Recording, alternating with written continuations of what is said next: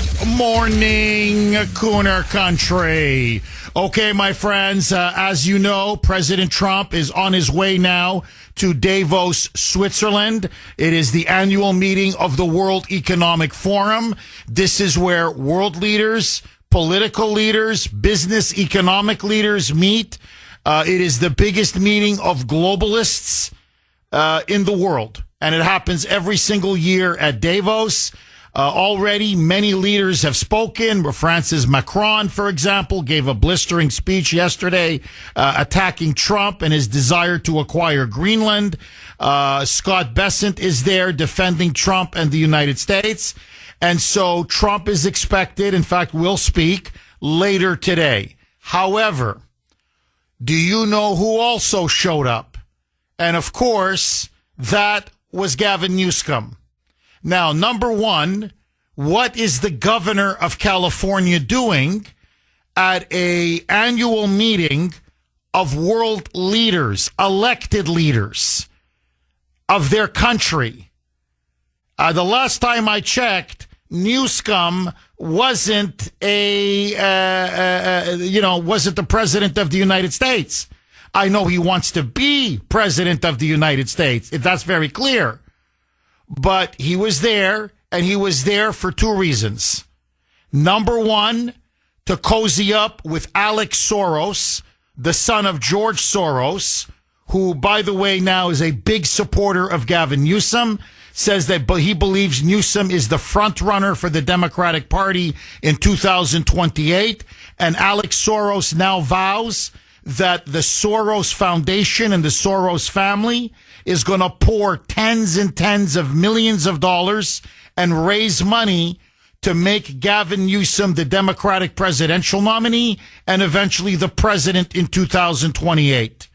And the second reason that Newsom was there, okay, the second reason Newsom was there is that Newsom wanted not just to bash Trump on foreign soil, but I'm not kidding. He also wanted to attack European leaders. France, Germany, Britain, Denmark, Norway, Sweden, the Netherlands, all of them, for not being stronger and tougher against Trump. I'm not kidding.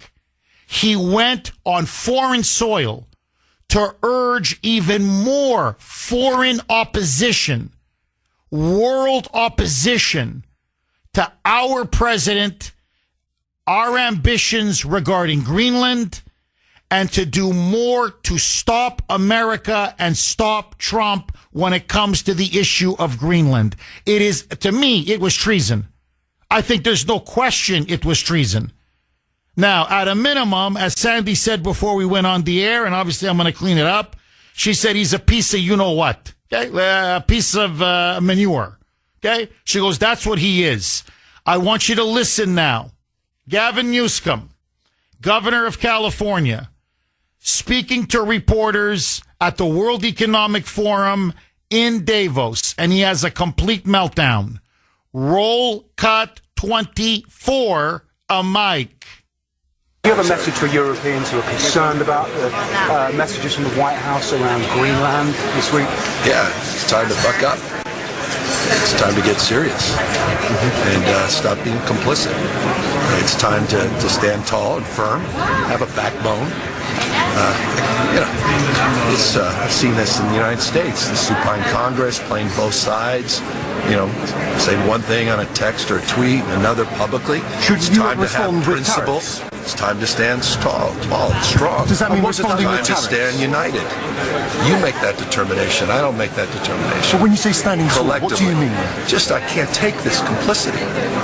People rolling over. I should have brought a bunch of knee pads for all the world leaders. I mean, handing out crowns and this is pathetic. Nobel Prizes, they are being given away. It's just pathetic. I should have brought a bunch of knee pads. Forgive me, but that's what he said.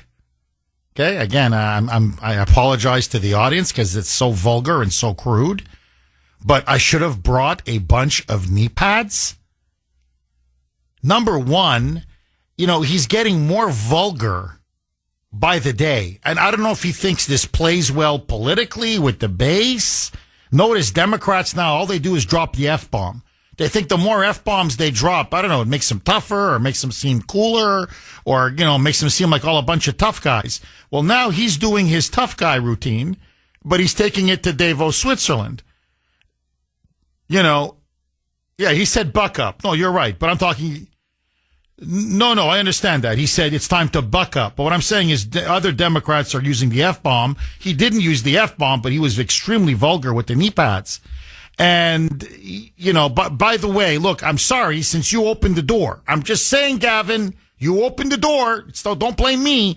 What? Did you borrow all of them from Kamala in her walk-in closet? Because we all know how she rose to the top. So, what is it? You got a lot of knee pads to hand out from your friend Kamala Harris? Okay, but let that one go. So, stupid, he's trashing European leaders. And what's he trashing them for? For not being more united, more ferocious, more determined in their opposition to obstruct and stop Trump. In other words, I want you to think about what he's saying. He's saying, I want foreign countries, European countries, to be even harsher and tougher against Donald Trump. They have to block him at every turn. They have to stop him at every turn, and especially over Greenland. Like, you want them to go to war with us over Greenland?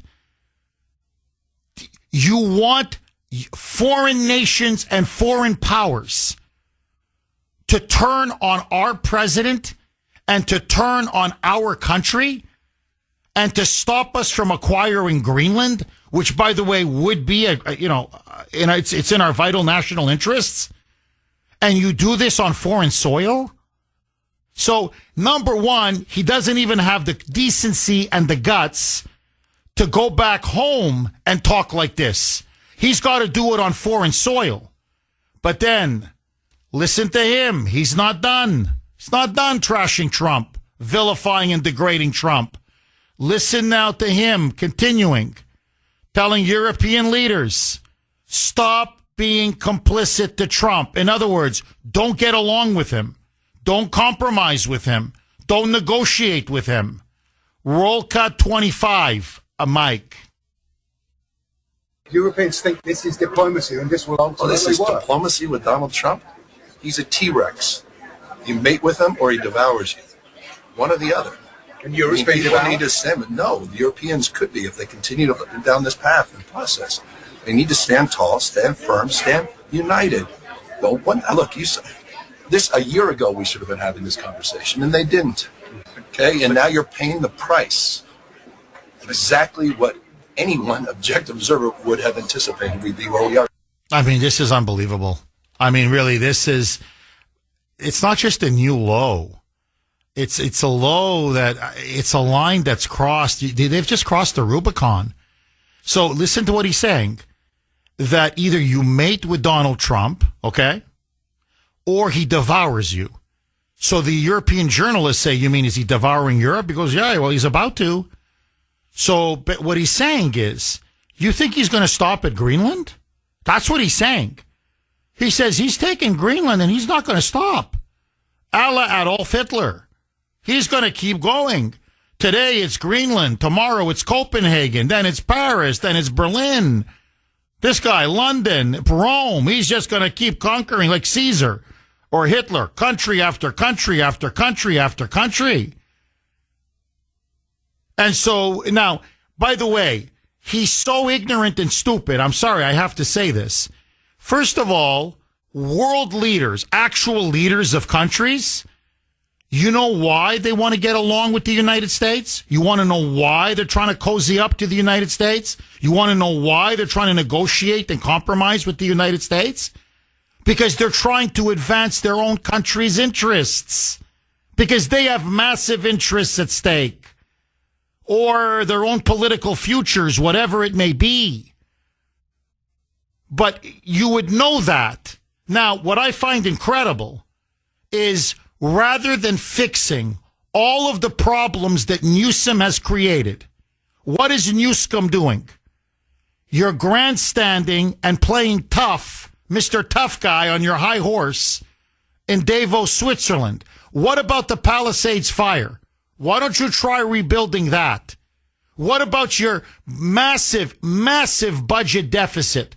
Multi-billion dollar budget deficits. What about the fact that the boondoggle where billions of dollars were spent on a train that doesn't exist? That literally doesn't exist. That you've run your state into the ground, that it's now a third world hellhole. No. The only thing this guy is good at is gelling his hair and flashing that phony smile and doing his fake tough guy act. Okay, even before Trump speaks today at Davos, Switzerland, at the World Economic Forum, major developments. Gavin Newsom yesterday, I think, committed a fatal political blunder. We shall see.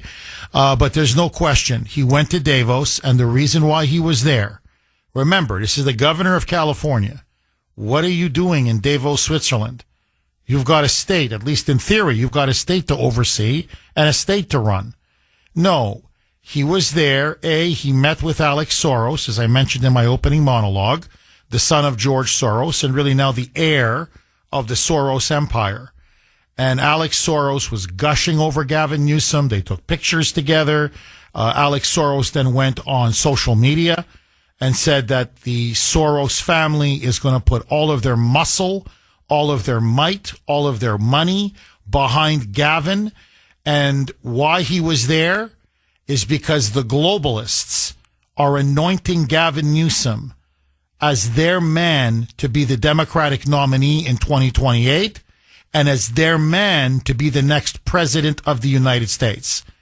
They're making it very clear that they want J.D. Vance to lose and that they believe Gavin Newsom is the guy who can take back power for the globalists and smash and defeat J.D. It's very clear that was the intention. And then you have Newsom on foreign soil urging every European leader and country to get off their knees, as he put it later in an X post, grow a spine and stand up to Trump, not just on Greenland, but on every other foreign policy issue. So here you have the governor of California and the front runner for the nomination of the party literally siding with other foreign countries against us, with other foreign countries against the president of the United States. I've never seen anything like this. It's treason. It's treason. It's disgusting. It's immoral. It's sleazy like hell. But I'm telling you, it's treasonous. Now, I just want to read a couple of texts that the Kuhner man received. You can text the Kuhner man 70470 70470. This is from 617. Jeff, this is what everybody should remember about Gavin Newsom and the way he has been, quote unquote, governing California. Under Gavin Newsom, California has the highest poverty rate in the nation, the highest gas taxes in the nation, the highest state income tax in America, record homelessness in California. And he's lecturing the Europeans about leadership? Question mark. That's a very good point. That's an excellent point. This is from 781. Jeff, Gavin sounds like he's losing it. But when he describes Trump as a T-Rex, that's exactly what America wants. We want a T-Rex. We don't want somebody who gives in to other countries. That's a very good point. 781. Okay, let's one more. This is from 617. Jeff, imagine thinking your job as an American governor is to fly to Davos and rally foreign leaders against the United States. Who needs Russia and China when you have Democrats like Gavin Newsom. Well, look, it's obvious he's a globalist shill. He's bought and paid for. And look, I sincerely hope that J.D. Vance destroys this guy in 2028. First of all, J.D. will destroy him on the debate stage. But if Newsom does become the Democrat nominee, and now I'm not so sure, but if he does become the Democrat nominee, I think J.D. Vance is going to roast him. I think J.D. Vance is going to mop the floor with this guy. He is such a patent phony, and he's such a patent fraud, and his record in California is so dismal and so disastrous. And now, think about this. This is not going to go away. This tape of him, this video of him telling the leaders to, hey, I should have brought a bunch of knee pads. I'm so cool. I'm vulgar and disgusting. I'm so cool. Urging them to stand absolutely united and to obstruct and oppose Trump and the United States on the world stage. By the way, didn't they go after General Flynn for something like this? You can't make this stuff up. So this is now the state of the Democratic Party. It is so full of Trump derangement syndrome that these clowns are so consumed with hatred that they are now going to Europe and telling European leftists, who, by the way, are threatening a trade war against the United States over Greenland, who yesterday again said this will dissolve and shatter the NATO alliance if you go ahead with Greenland, where you had Mark Carney, the Canadian Prime Minister, again say we're going to have to invoke Article 5 of NATO, i.e. declare war on the United States, where a Danish member of the European Parliament literally said to Trump, F off, in a speech in the EU Parliament. Okay, I want to ask all of you, what do you make of what Gavin Newsom did? And he really has now earned that name, Newsom. He really is scum. He's absolute scum. What do you make of him now rallying European countries, foreign leaders, to now oppose Donald Trump? Oppose him not just on Greenland, but literally on everything. Is this now what we want from the governor of California? Is this what he should be behaving like? Is this what he should be doing? And is this the kind of person we want to be the Democratic presidential nominee and maybe even the next president of the United States? And just stand back objectively. The expression, what goes around comes around. So how would he like it if, say, he does win in 2028? God help us. Would he like it if, say, I don't know, not that he's going to be around then, but say a Ron DeSantis, in other words, the equivalent, a Republican governor of a big state, goes to a major economic forum and urges world leaders to oppose him as president and to obstruct him as president and to prevent him from accomplishing what he wants to achieve as president of the United States? What would he say? What would the media say? What would the Democrats say? What would the Moonbats say? What would the liberals say? They would rightly say it's treason. And yet here they are cheering Gavin Newsom on. And so what do you make of what Newsom did? And did he now just kiss away any chance a realistic chance of becoming the next president of the United States? Because I can tell you this, the one thing Americans can't stand is foreigners and foreign leaders meddling in our internal affairs. Agree, disagree, 617-266-6868. Did Newsom cross the line? Steve in Florida. You're going to kick us off, Steve? Thanks for holding and welcome. Yes, I before I get to my point, I just want to say thank God for you. You are so kind to all of your callers. You are the best radio guy in America, and I do hope the Trumps are listening. Thank you, Steve. Now, before I get to Newsom, I just want to make a very important point. I don't think J.D. Vance should be our nominee in 28. I'll tell you who should be, and it's a no-brainer, and we will win. We will not win with Vance. He's linked to Trump. Americans may like Trump's policies, but the media can't stand Trump, and they influence all the people. The man who should run in 28 should be Scott Bessent. And this is critical, what I'm saying, because Scott Bessent is a combination of Donald Trump and Ronald Reagan. And if given the chance on a debate stage or anywhere that he speaks, the media gives him great respect, and they will give him great respect. And the independents will turn to him because they like Trump policies, but they don't like Trump. I'm a huge Trump supporter. J.D. Vance will not win. I like Marco Rubio, will not win. You need to swing the independents. Scott Bessent will win. He's a gay man. He's a wonderful man. They can't tell the Republicans that they're homophobic when they run him. He should run. And this is critical for our country. So that's my most That's major very point interesting. Steve, I got it. I mean, I know we're focusing on Newsom now, but that is a absolutely fascinating point. I didn't even think of it. But anyway, look, Steve, I got to say, you're giving us a lot to chew on.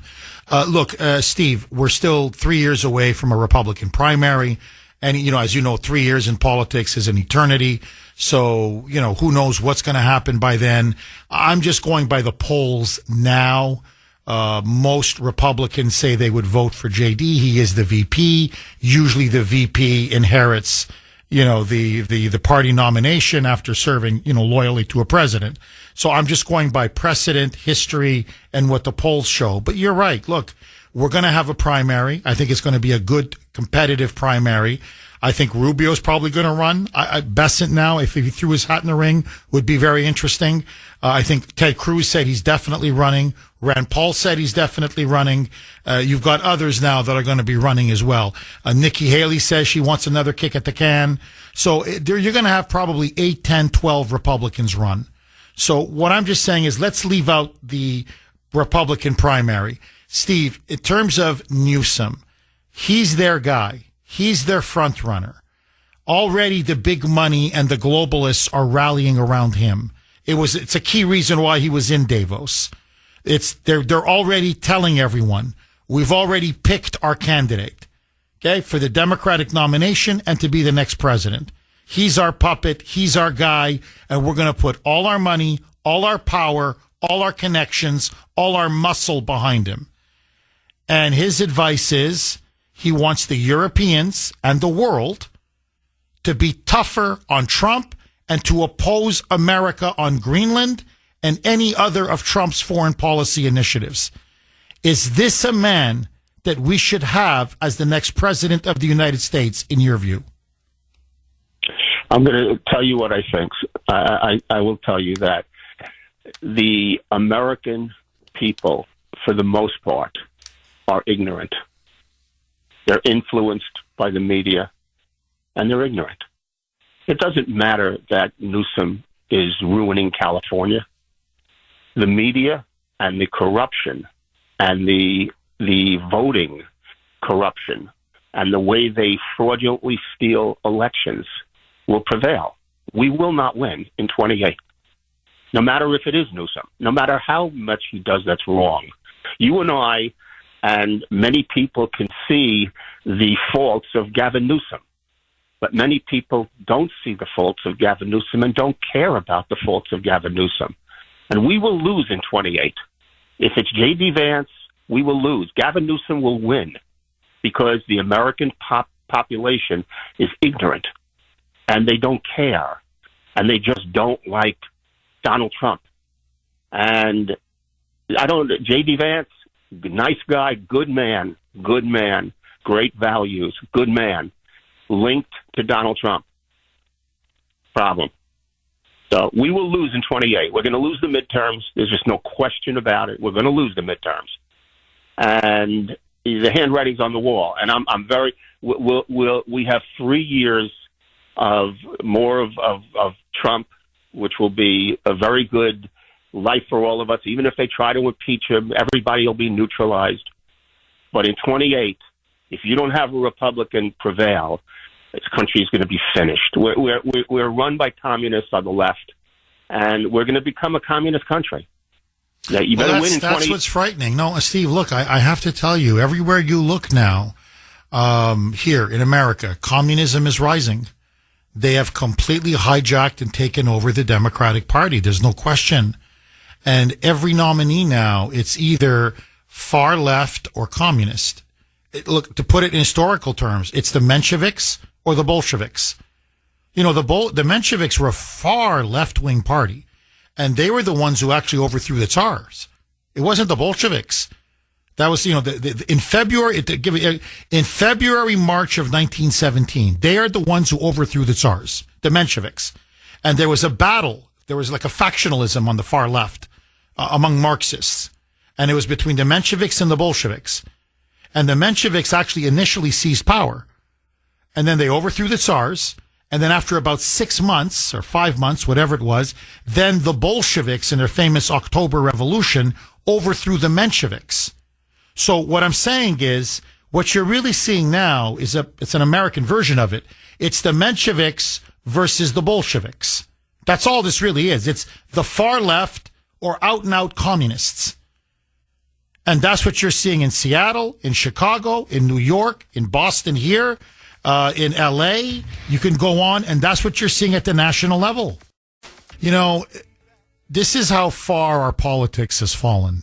That this kind of rhetoric, just the vulgarity of it, never mind that, you know, Governor Gavin Newsom did it in, you know, on foreign soil in Davos, Switzerland, against our own president, against our own country, against our own country's vital national interests, i.e. regarding Greenland, and that he did it so cavalierly.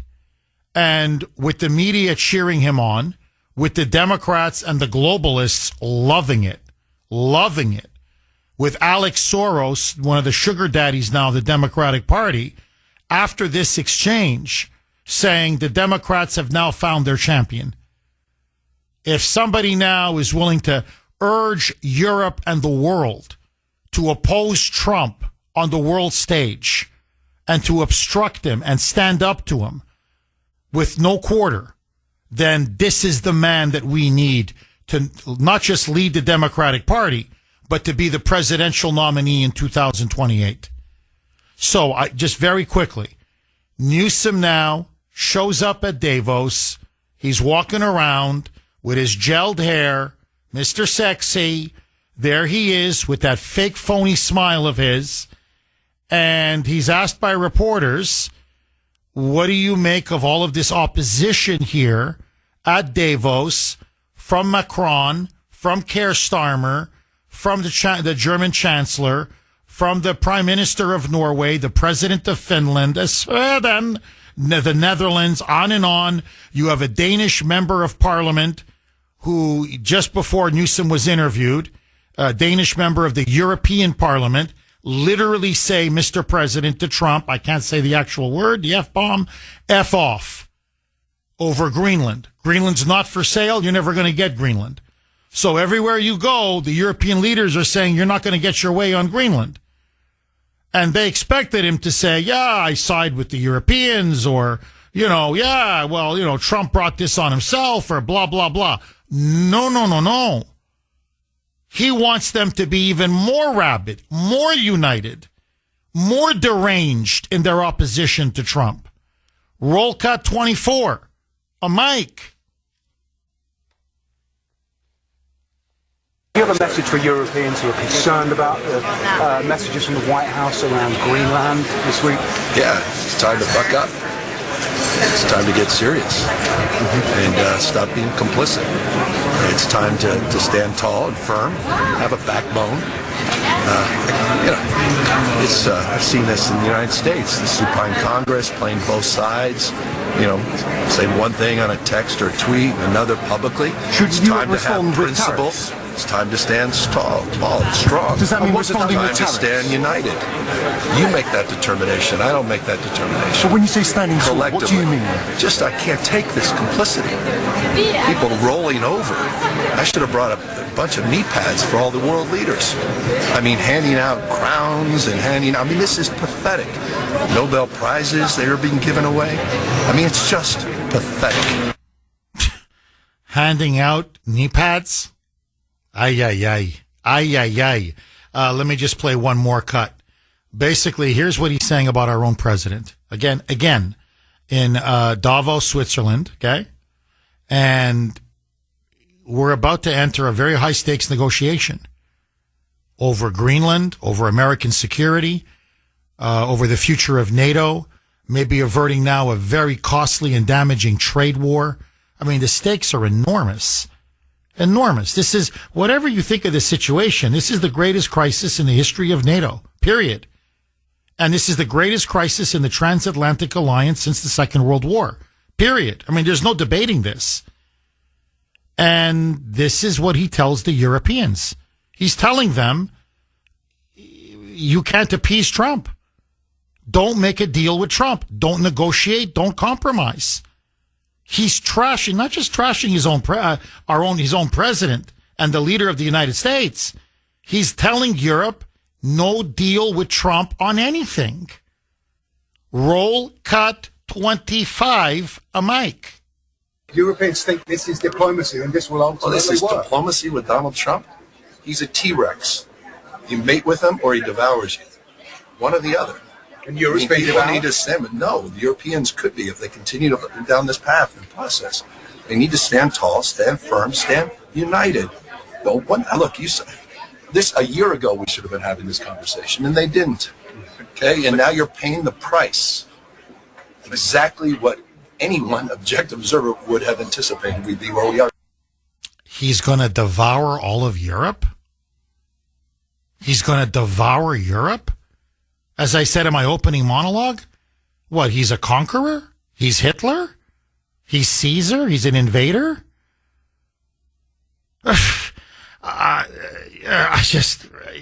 Listen to me, even 10 years ago, never mind 25 or 30 or whatever, in any other time in our nation's history, this guy's finished. He's finished. Forget Republicans. Democrats would be saying, come home. You're making a clown of yourself, a fool of yourself. Get back here. You're embarrassing the country. You're embarrassing the president. You're embarrassing yourself. You're embarrassing the party. Instead, they love it. They love it. And the donors love it. So, this is where things stand. 617-266-6868. Look, we're seeing it in Minnesota. We're seeing it in New York. We're seeing it now in these blue states and sanctuary cities. The Democratic Party has become, they're not just the Communist Party, of course. There's no question now. They are now the Communist Party of the United States. They have been completely taken over by the Marxists and by the far left. To me, there's no question. But they've now become the party of treason.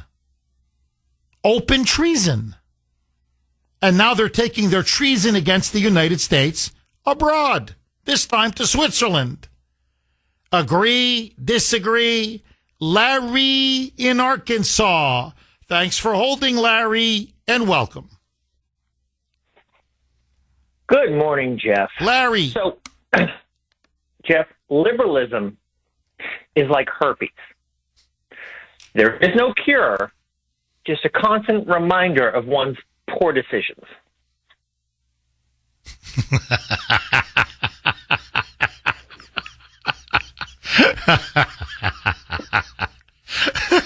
Now, Larry, so how should Trump, he's going to be speaking in probably 3-4 hours. He's landed now in Switzerland. for that World Economic Forum. What would be your advice to Trump? Should he respond to Newsom? Should he ignore Newsom? What's happening now that this appears to be the man that the Democrats say they want to be their standard bearer in 2028? What's your theory on that, Larry? Well, what I want and what he should do are two different things. He should just not even address it just because Gavin is so far beneath him. However, if he's going to address it, and he will, he shouldn't explode. He shouldn't, he should, remember, I forget which town hall meeting where he pulled out the paper. He said, I brought receipts, right? He should, just like you did earlier, pull out a piece of paper, not even acknowledge him, just run down the list of all the scandals going on right now in California, and then continue on. Leave it at that. Larry, you look at Newsom, and just to give you an example, and he's notorious for this. He's not just sleazy, which he is. He's not just treasonous, which he is. But he's also a two-faced politician, meaning he will say one thing to one crowd if he believes that's what they want to hear. And then he'll say literally the exact opposite to another crowd if he believes that's what they want to hear. So let me just give you an example. When he was interviewing some podcaster, and the podcaster was challenging him on transgenderism, because now Newsom doesn't want to just be governor of Moonbat, California. He wants to be president. And he knows men and women's sports it's an 80-20 issue. Okay. It cuts against the Democrats. So he says, oh, no. Men should not be playing in women's sports. Absolutely. But then when he's interviewed by a liberal podcaster, he says, I've signed the most pro-transgender legislation of any governor in the history of the United States. When asked specifically about men competing in women's sports. So you see, when he's being interviewed by a conservative podcaster, he's against biological men in women's sports. When it's a left-wing podcaster, no one's more pro-transgender, no one's more pro-biological men in women's sports than me. I'm just giving you one example. Now, he's done this on issue after issue after issue. It's as if he doesn't realize there's an internet, there's a social media, there are cameras, that people actually, can film you and see when you're lying. Or if you remember during the Palisades fire, when he was being confronted by people saying, you promised us we could be rebuilding within weeks. It's been almost a year, and he has no answer for them. And then he says, you know what? Let me call the president. I'm going to call the president right now. It's not my fault. It's the president's fault. It's Trump's fault. And he says, yeah, I'm talking to him right now. I'm talking to him right now. Well, you can see the phone's not even on. He was caught. He's pretending to speak to the president of the United States, and there's nobody on the line. And it's caught on camera. So what I'm asking you is this, Larry. Someone who's such an obvious fake, who's so obviously inauthentic, who's as phony as a cheap suit. Is this what the Democrats are going to put up in 2028? Because in some ways, it's almost as if he's worse than Biden or Kamala. Am I wrong, Larry? Here's the problem with a couple of things. I thought Democrats hated billionaires. What's up with him and Soros' kid? It's always eat the rich, tax all the billionaires, take all their money. I guess it's only unless they need to use them. However, I digress. A lot of people don't realize how much bad baggage, set aside all the stupid policy decisions he's done. Go back when he was mayor of San Francisco and all the other stuff that come out. He's a vile human being. They keep trying to tie. For some reason, they're hanging their hat on because the Epstein files haven't come out and they've been blocked. Obviously, Trump's in them, which is preposterous. But wasn't the same schmuck going to sex clubs with his first wife and all these different ties and all these different scandals going on? They may accept that in, liberal California, but, not to argue with your last caller, he's way off. JD is the heir apparent, and he's very strong, very valued. The heartland still has some values, unlike the coasts where they're just lost their ever-loving minds. But Newsom's got a lot of baggage that will come out because Democrats are the ones who play dirty during their primaries. He's not anointed like they had to do in Kamala back in the summer. It's going to get a vicious, and all that's going to come out. Well, Larry, I think, again, you're raising a really good point. He was immersed in sex scandal after sex scandal after sex scandal. Remember, he's also the stuff about COVID, where he locked the whole state down. You couldn't go to a restaurant. Remember, he closed all, he was telling people you can't go to restaurants, you can't go to schools, he's shutting down businesses. And then, of course, he goes to one of the most expensive French restaurants. There's 12, 15 people, mostly donors. And he's, 6 feet? He's sitting 6 inches away from them at the table. Like, just to give you an example, he's a world-class hypocrite. And his billionaire wealth tax that, he's touting is chasing, you name it. Almost every major company now is fleeing California. They're fleeing this so-called wealth tax. So he hates billionaires when it's time to, a showboat in front of Democrats and moonbats in California, by the way, costing them a ton of jobs. Because it's not just the billionaires who leave and their taxes. It's the companies that they run and all the jobs that they hire and the people they employ. So economically, look, they have California has the highest poverty rate in the country. It has the highest homelessness rate in the country. It has the highest gas taxes in the country.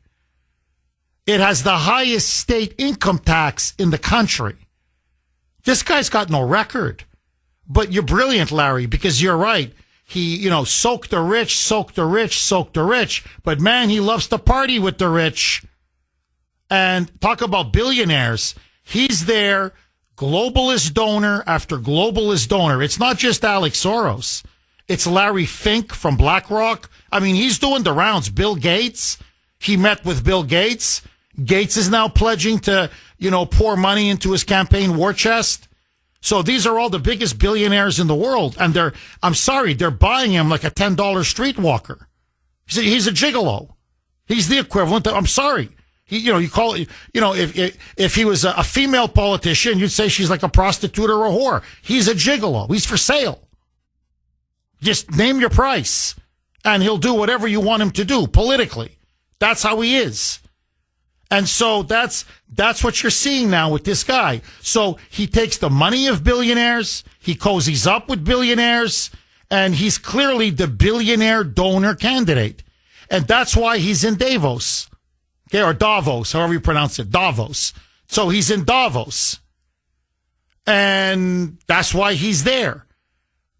And the message is clear. They couldn't be clearer. We want Newsom to be the next president of the United States. He's the guy for the New World Economic Forum. He's their man. He's the man of the New World Order. He's Soros and Bill Gates and Larry Fink and BlackRock. He's their man. And they all see JD standing in his way. And you're right. I think JD in the heartland, this stuff doesn't fly. And what you're going to get with JD, and I don't want to get 3 years ahead of myself, you're going to get Trumpism without some of the personality of Trump. And I think that's going to be JD's ace in the hole. I love Trump. Don't get me wrong. He's a force of nature. I love the man.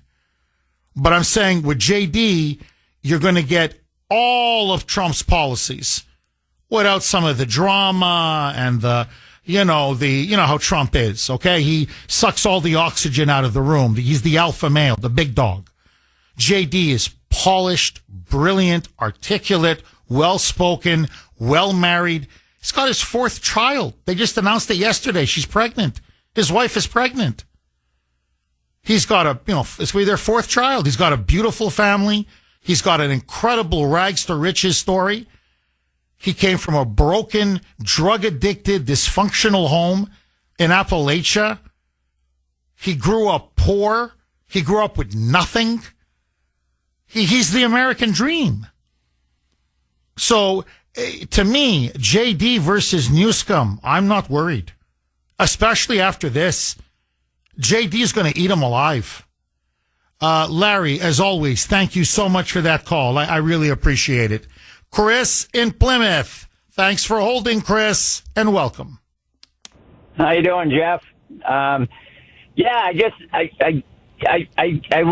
want to get somewhere like the naked, open as treason. Nothing's happening to these liberals. They're going to keep fighting. The news, previous caller said, everyone's just, following the news, the sheep and everything.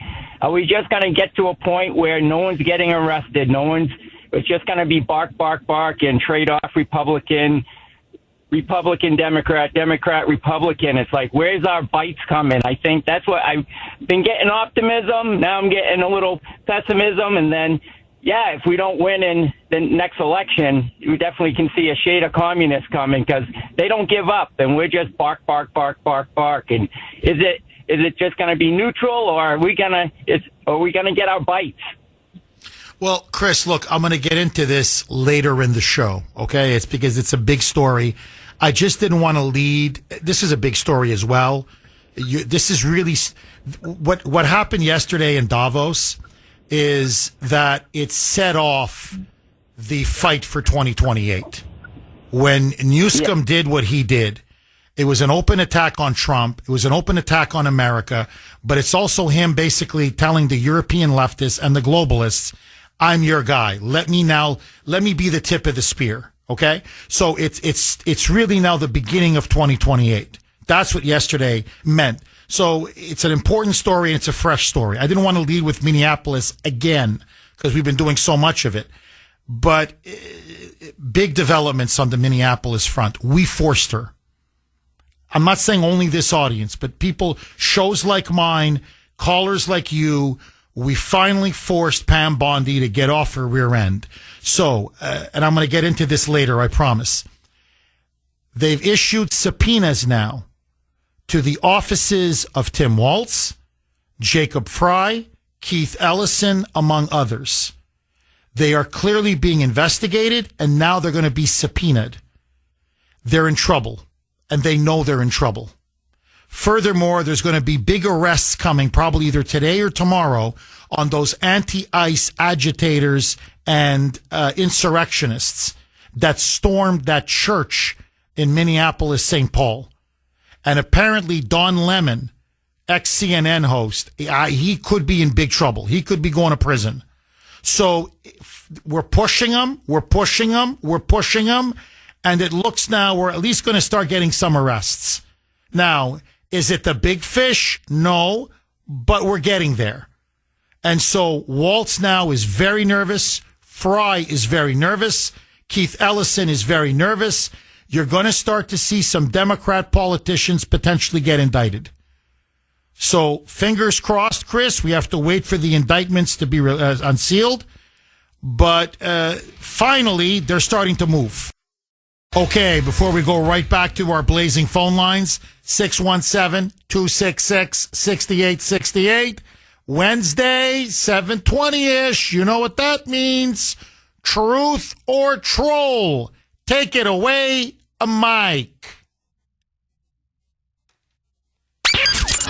And now, America's favorite game show, where you get to decide on the Kuhner Report. This is Truth or Troll. Today's entry for Truth or Troll comes from President Trump in a press conference yesterday at the White House when he talks about Somalia and what he says Somalians are best at. Here's what Trump had to say. Somalia, which is a terrible, terrible place, another dangerous place. And we also stopped the pirates because they get the same treatment as the drug boats. So in Somalia, the Somalians, you know what they're good at? That's about the only thing they're good at is they're good at pirating ships at sea, big ships. So you have a huge oil tanker with millions of gallons, millions of barrels of oil. And if it gets hit by a big weapon, the whole thing blows up. And they don't want to fight because if they do, they're told by their insurance companies, do not hand over the ship. And they're not allowed to have any guns on the ship. They're literally, you have these massive ships being taken over by a Somalian small boat with a big weapon. Because if they hit the side of the ship can blow up. You talk about a blow up. So there it is. He says Somalians are really only good at being pirates, according to Trump. So is he trolling, or is he just telling the truth here? Well, again, it's classic Trump. I don't want to be like a tape here, a broken record, Mike, but it's a little bit of both. Yeah, he's sticking it to Ilhan Omar in particular, and he's sticking it to Waltz and Fry, who are big defenders of the immigrant Somali community, the illegal immigrant Somali community in Minnesota, especially in Minneapolis. So, and he knows the media hates Trump for going into Minneapolis and especially exposing all that fraud amongst Somali illegal aliens. So he's needling them. He's deliberately needling them. But to be honest, I think on this one, it's more truth than troll, personally. I think he looks at Somalia and he looks at many of the Somalis who have come here from that country, and he says whether they're pilfering, oil tankers, or whether they're pilfering Medicaid or daycare centers or school lunch programs. They're pirating is pirating is what they do. Pirating is at the heart of Somalia, and it's the one thing they're really good at. So to be honest with you, Mike, yes, I think when he says Somalis are pirates, he means it and he's telling the truth. But that's me. I want to hear from you. Is it truth or troll when Trump says that Somalia is really nothing more than a nation of pirates and that they love to pirate, that they're basically pirates? Is he telling the truth in his view, A, or is he just trying to get under their skin, especially Ilhan Omar and the Democrats who keep catering to the illegal alien Somali community? A, truth, B, troll. You know where I stand. I want to hear from you. You can vote on our webpage, wrko.com/Kuhner, wrko.com/Kuhner, KUHN as in national ER. You can also vote via X. And yes, I was active on X last night again. My handle there, all one word, at the Kuhner Report, at the Kuhner Report, KUHN as in national ER. Carrie in West Bridgewater. Thanks for holding, Carrie, and welcome. Good morning, Jeff. Hi, Carrie. Jeff, I'm not surprised that the Democrats are going to try to put up Gavin Newsom as the candidate for president the next election. Gavin Newsom is a failed governor in arguably one of the most beautiful states in the union. It really is.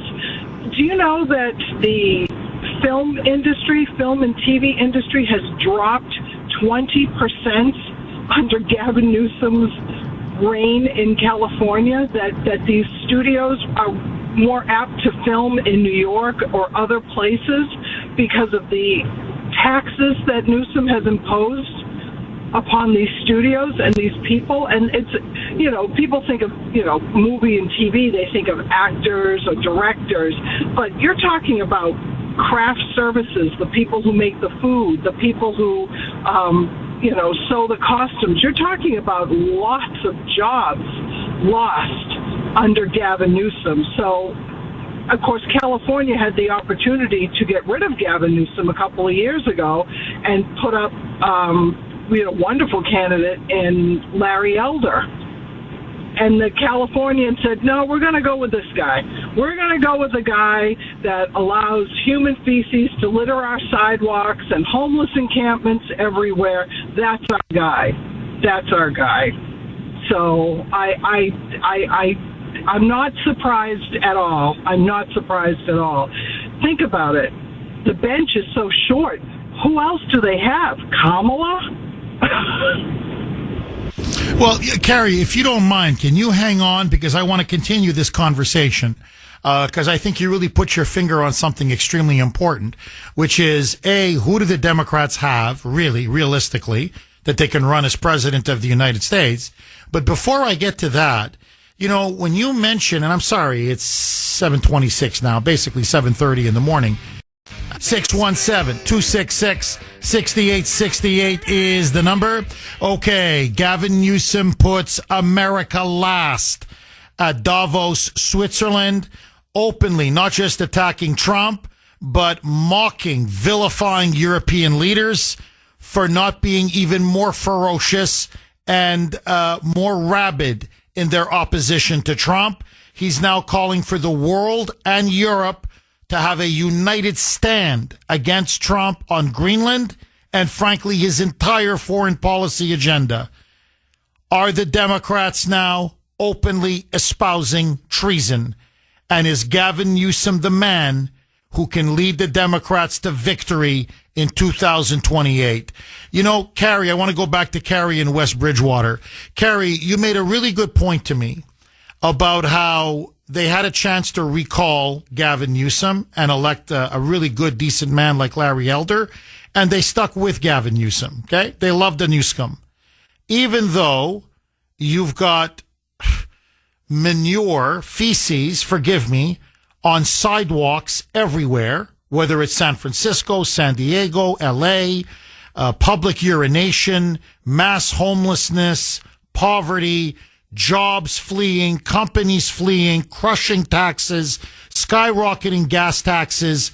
And my question to you, Carrie, is a very simple one. I mean, am I missing something? Do liberals like walking and living in filth? Do they like to see their neighborhoods overrun with homeless camps? Do they love to see their neighborhoods, you know, where you can't walk on the sidewalk because there's human feces everywhere, or discarded needles, or drug addicts shooting up behind every street corner?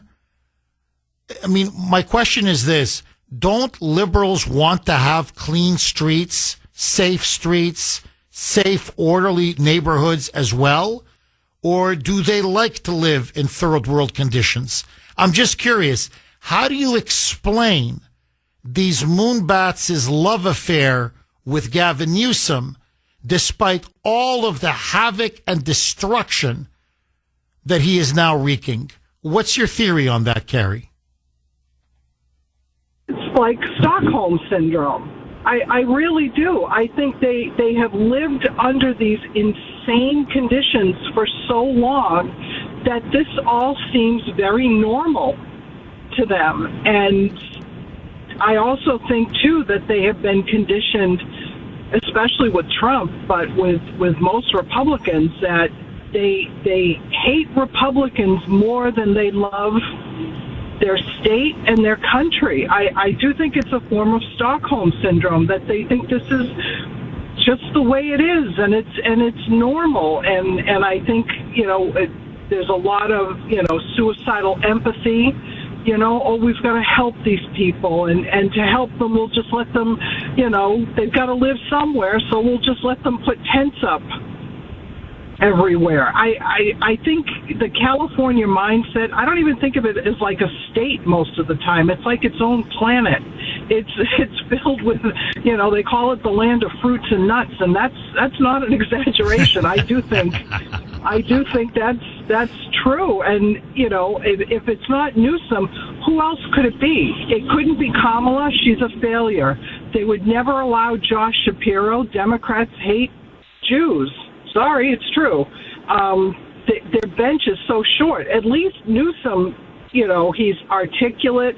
He's got that slick used car salesman kind of charisma, and I just do not believe that his shtick is going to appeal at all to the middle of the country. The coasts, absolutely. Massachusetts would eat this up. Rhode Island, New York, they'll eat it up. California, Oregon, Washington, they'll eat it up. The middle of the country, not so much. Carrie, I couldn't have said it better myself. Carrie, as always, thank you very much for that call. 617-266-6868. Frank in Woburn. Thanks for holding, Frank, and welcome.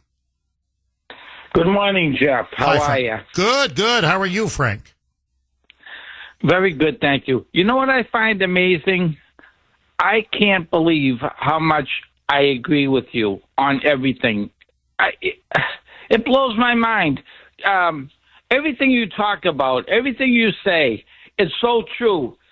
I'm not like Jerry on the Cape or CJ from Boston or some of these other callers you have. I can't compete with them, and I greatly appreciate you putting me on the air and having this conversation with you.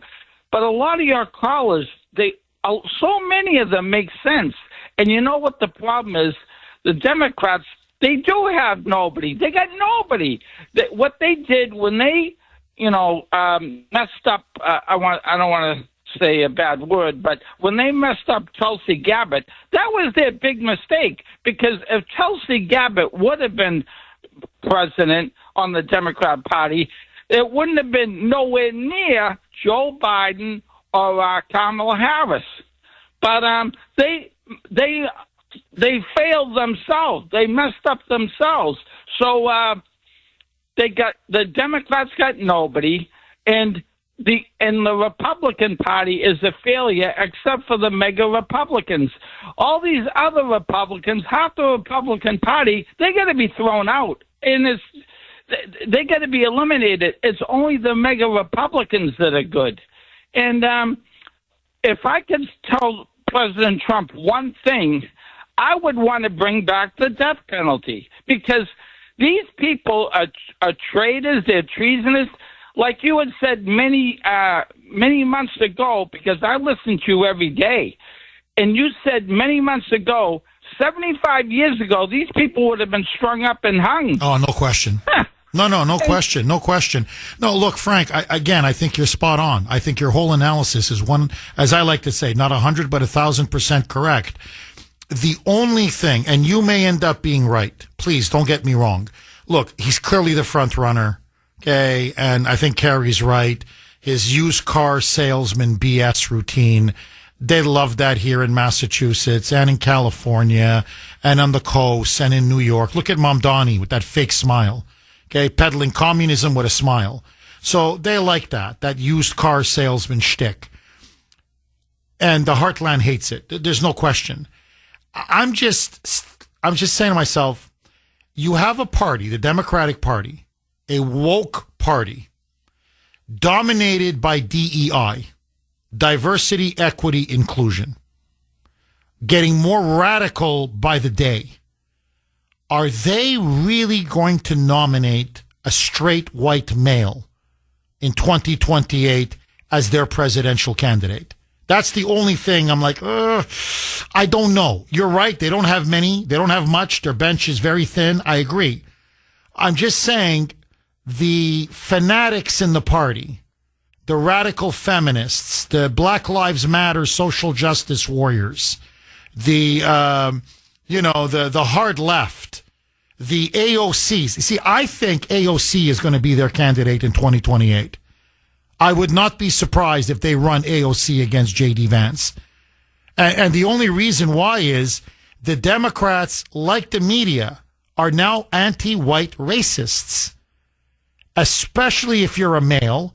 And my God, especially if you're not gay. I mean, if you're gay and you're a white male, okay, they can, you're a victim. They can put you in a victim class. But if and he's straight, but he's got sex scandals up the wazoo. Trust me, he's very straight. Let's put it that way. So he's a straight white male in a party that hates whites, hates males, and hates straight people. So now, look, it's governor of California. He's got a national profile. He's trying to be the toughest guy on the block when it comes to, talking trash against Trump. He's now got Soros behind him, Bill Gates behind him. He's got some really powerful globalist billionaire donors. And money is half the battle in politics. So, please, you may be right. I may be wrong. I don't know. Look who they're going for. It's Mamdani in New York City. It's Brandon Johnson in Chicago. It's Michelle Wu in Boston. Okay. Let me just put an exclamation point on what I was saying just before the break, and then I want to go right back. The lines are jammed. 617-266-6868 if you want to be part of the show. When I mentioned AOC as I think maybe being the dark horse candidate in 2028, even though Newsom now does seem to have all the energy, all the money, certainly the media attention, the profile, and now, of course, he's making a fool of himself, beclowning himself in Davos with his comments about Trump and about European leaders. But just stand back a second about AOC. And look, it's nothing to do with her. She's dumb as a box of rocks. She's a crazy leftist. She's a horrible member of Congress. She hates this country to its fundamental core. She's a Jew hater to boot. She would be an absolute disaster. She would be the Maduro of the United States. There's no question. Now, but what I'm saying is this. Polls now consistently show, I don't care, take your poll. New York Times, New York Daily News, Associated Press, whatever poll. CBS News, NBC News, Wall Street Journal, it doesn't matter. That if she was to challenge Chuck Schumer in a Democratic primary, she wouldn't just beat Chuck Schumer.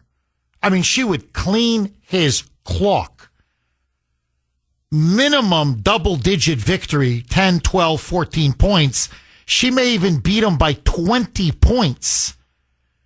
Now, many of you are going to say, well, Jeff, I mean, Schumer is such a sleazebag. Okay, never mind this washed up, over-the-hill, corrupt politician. You want to talk about an embodiment of the swamp. It's Chuck U. Schumer. It's Chucky. I hear you. Yes. But think about it. This is the Senate minority leader.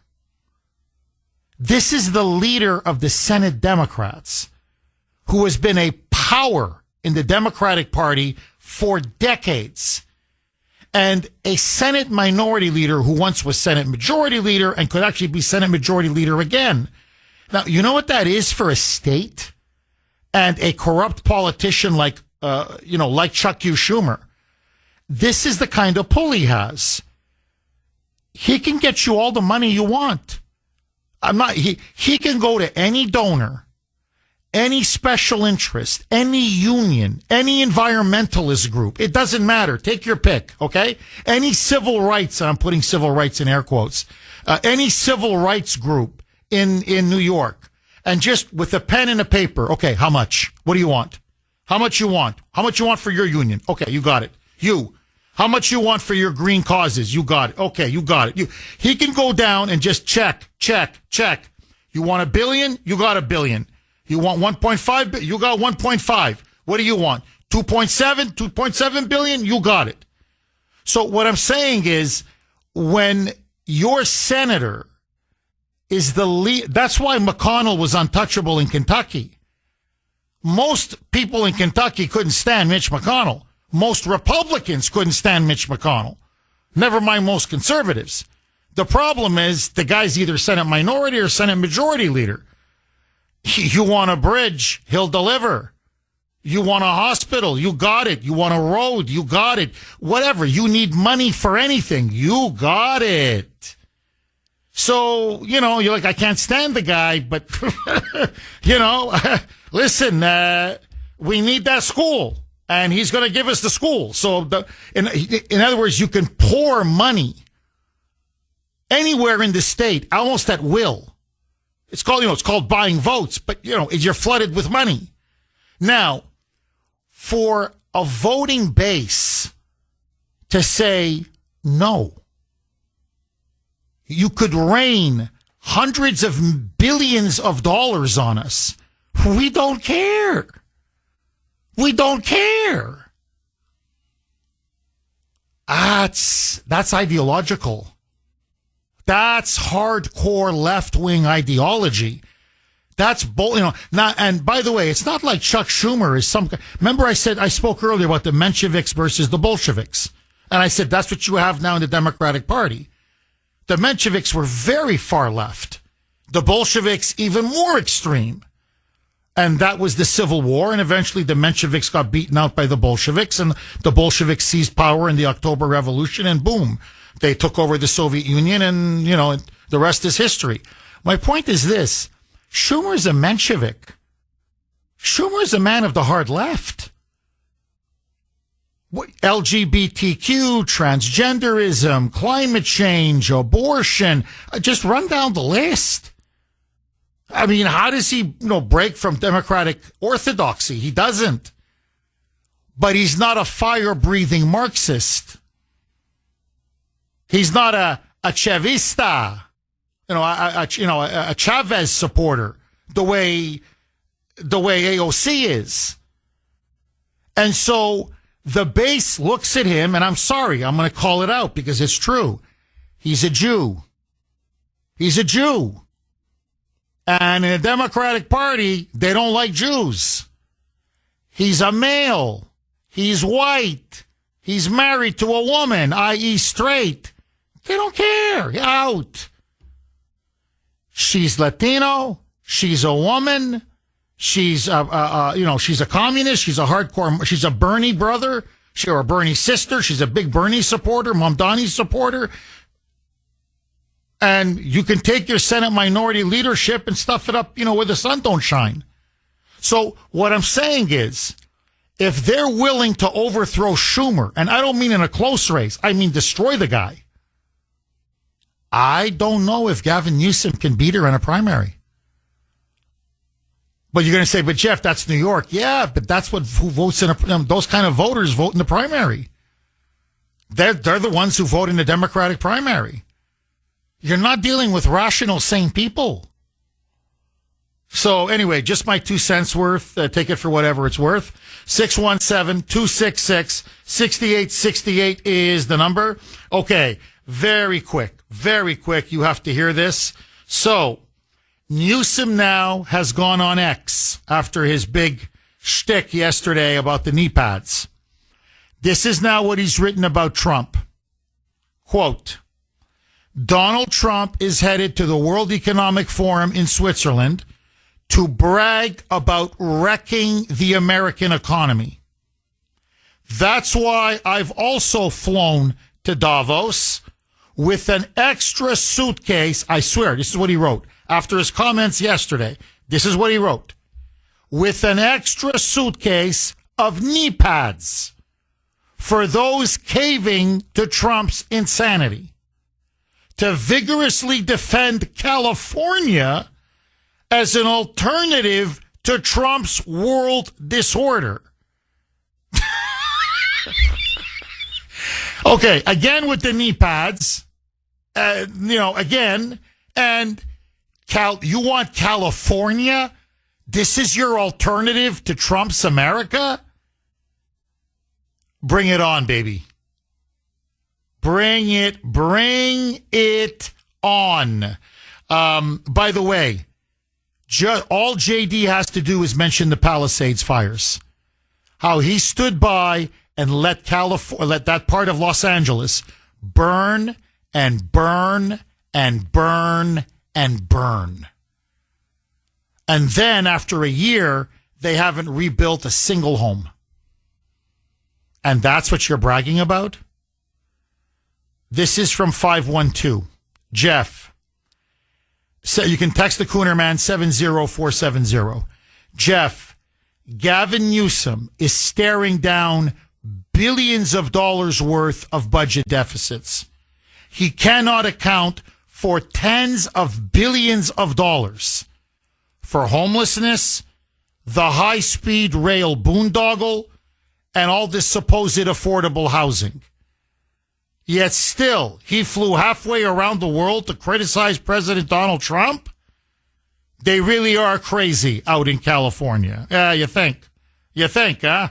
You think? Look, he had to go see Daddy Soros, or in this case, Junior Soros. That's why he went to Davos. He had to kiss the ring, and kiss the ring he did. Lou in Rhode Island. Thanks for holding, Lou, and welcome. Yeah, hi, good morning, Jeff. I got some points that people haven't brought up yet, and I don't think you brought it up yet either, but they're really really at the center of this whole thing. But before I get to that, really quickly, I mean, 300 Starbucks are closing in California. They have no voter ID, and same thing in New York. So that's why you would see majorities there. And the gas price in California is still $4.50 as opposed to $2.69 here.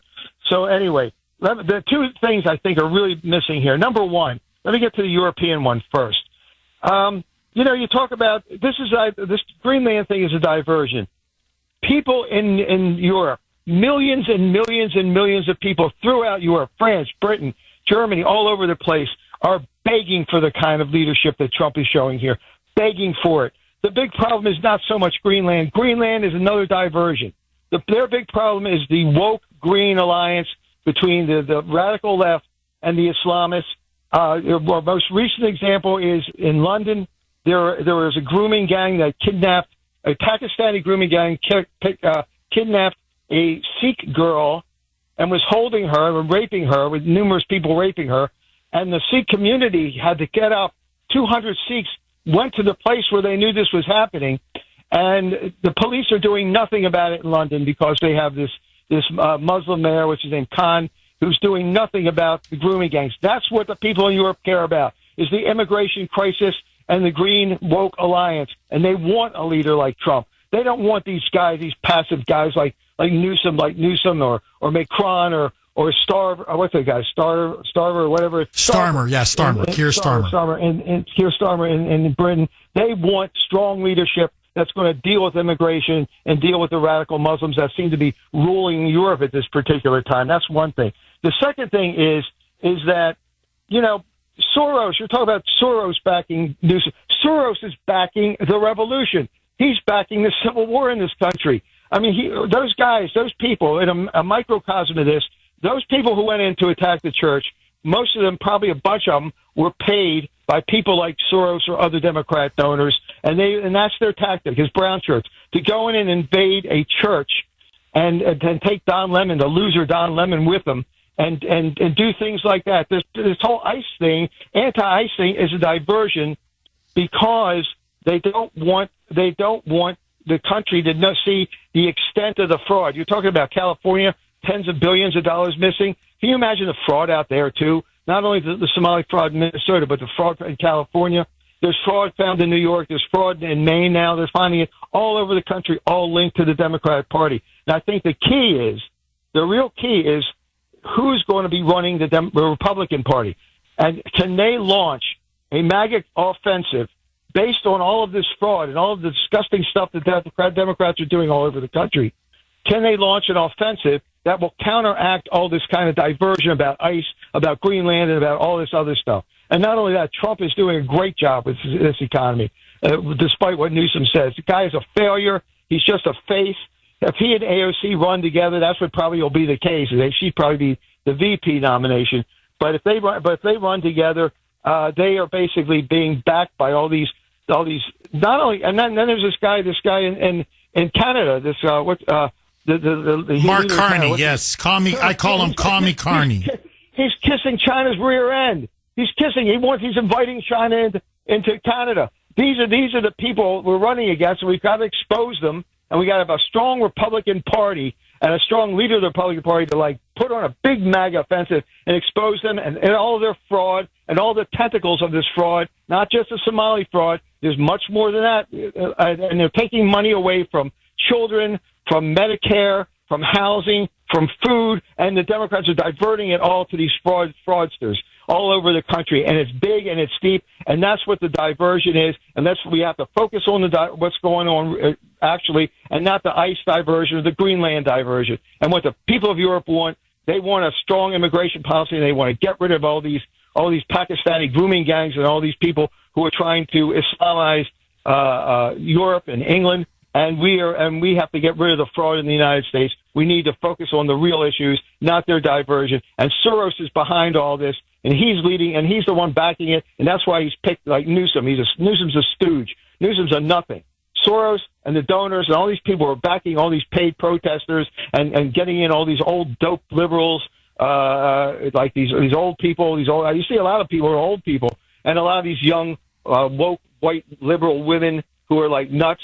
Those people are all dupes for these con artists who have been like. Well, Lou, look, you hit a lot of points. What you're watching now in Minneapolis, also you're seeing it now in New York as well.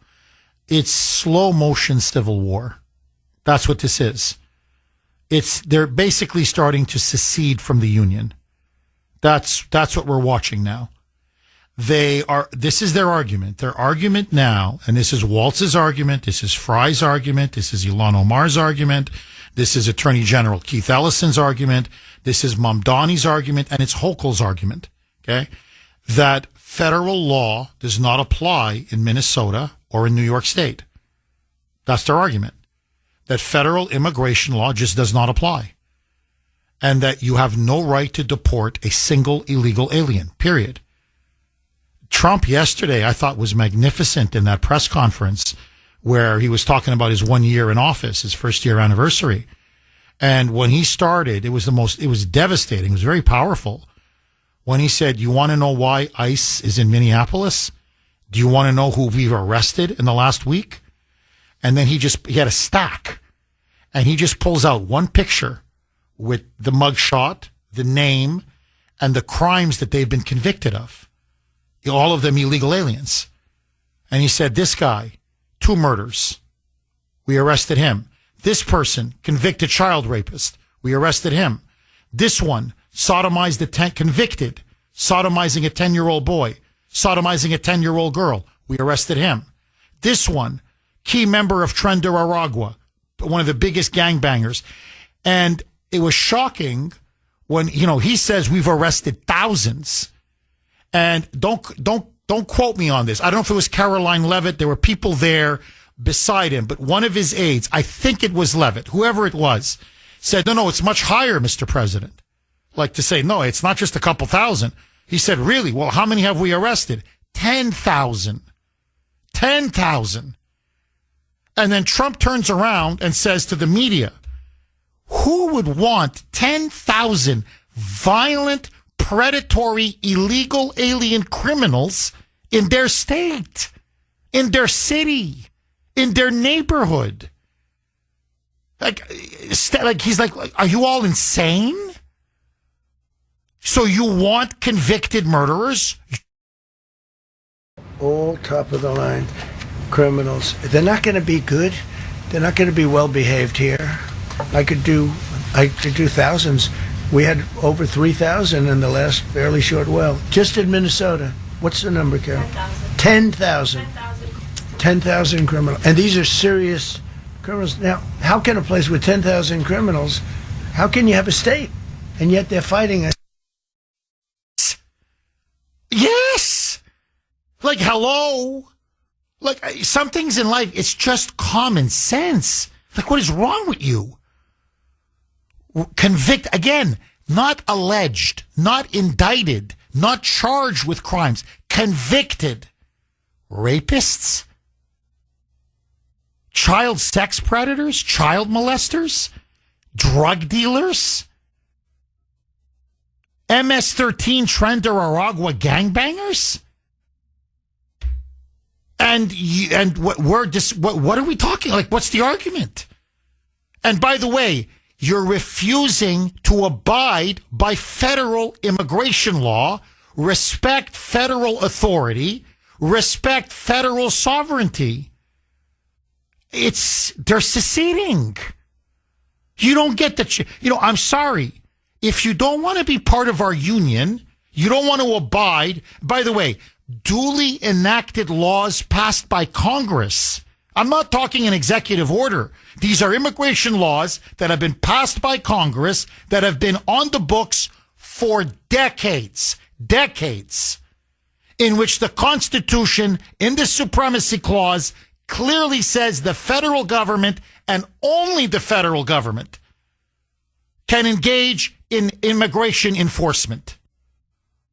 There's no, it's plain, it's the plain text of the Constitution. It's black letter law. So that's the story. And everybody knows that's the story.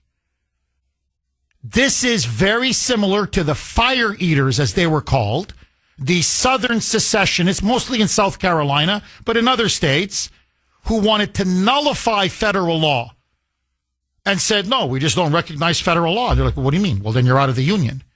And it was over slavery.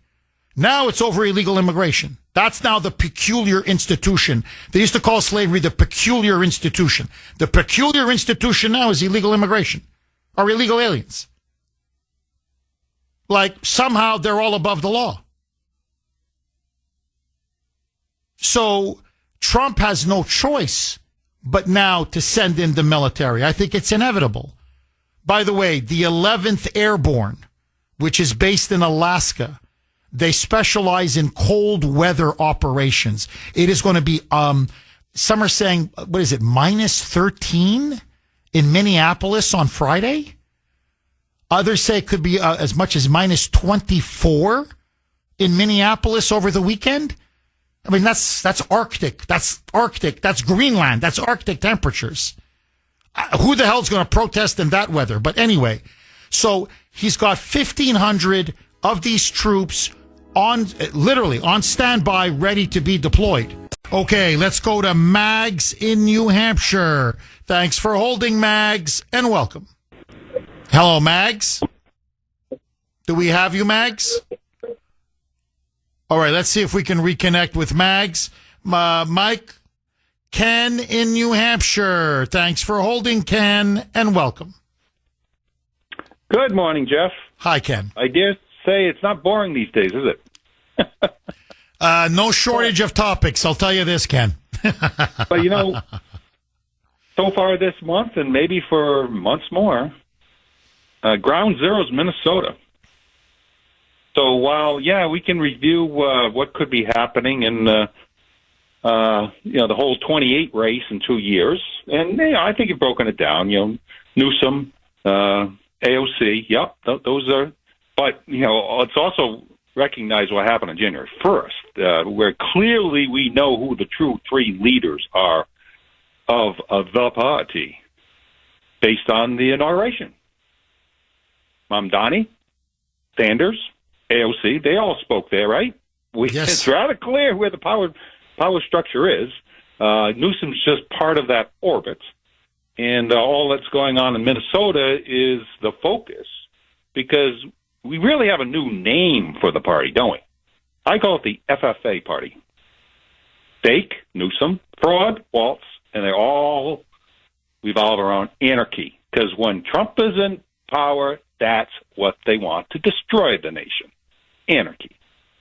So you also have people who are very upset about all the things that need to be done, and you're among the many that take out Bondi, she's not doing her job. Well, I'm not going to defend Bondi and all that she's done. She's made mistakes, absolutely. But you got an easy solution to replace her? I don't think we do, because that would entail approval through the Senate. Yeah, it was tough enough to just get her in. We had a lot of obstacles, and fortunately we got a lot of good people through. So there's an easy replacement. Well, that gets really messy, and that really slows down the whole judicial process, because here's the bottom line. Persecuting the left, that's hard. You got to be very, very selective. Why?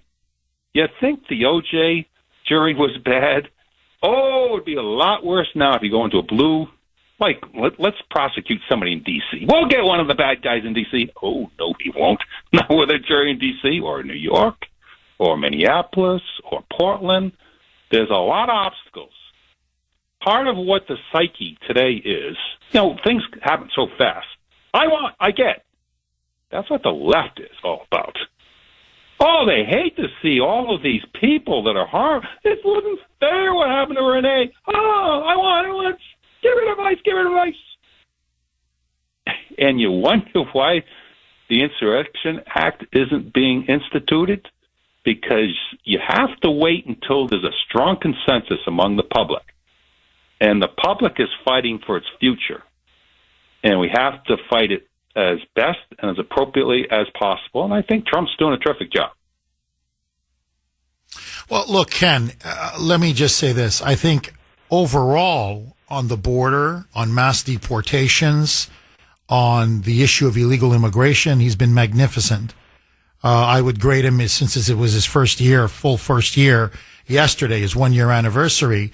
On that, I would grade him A+, not A+.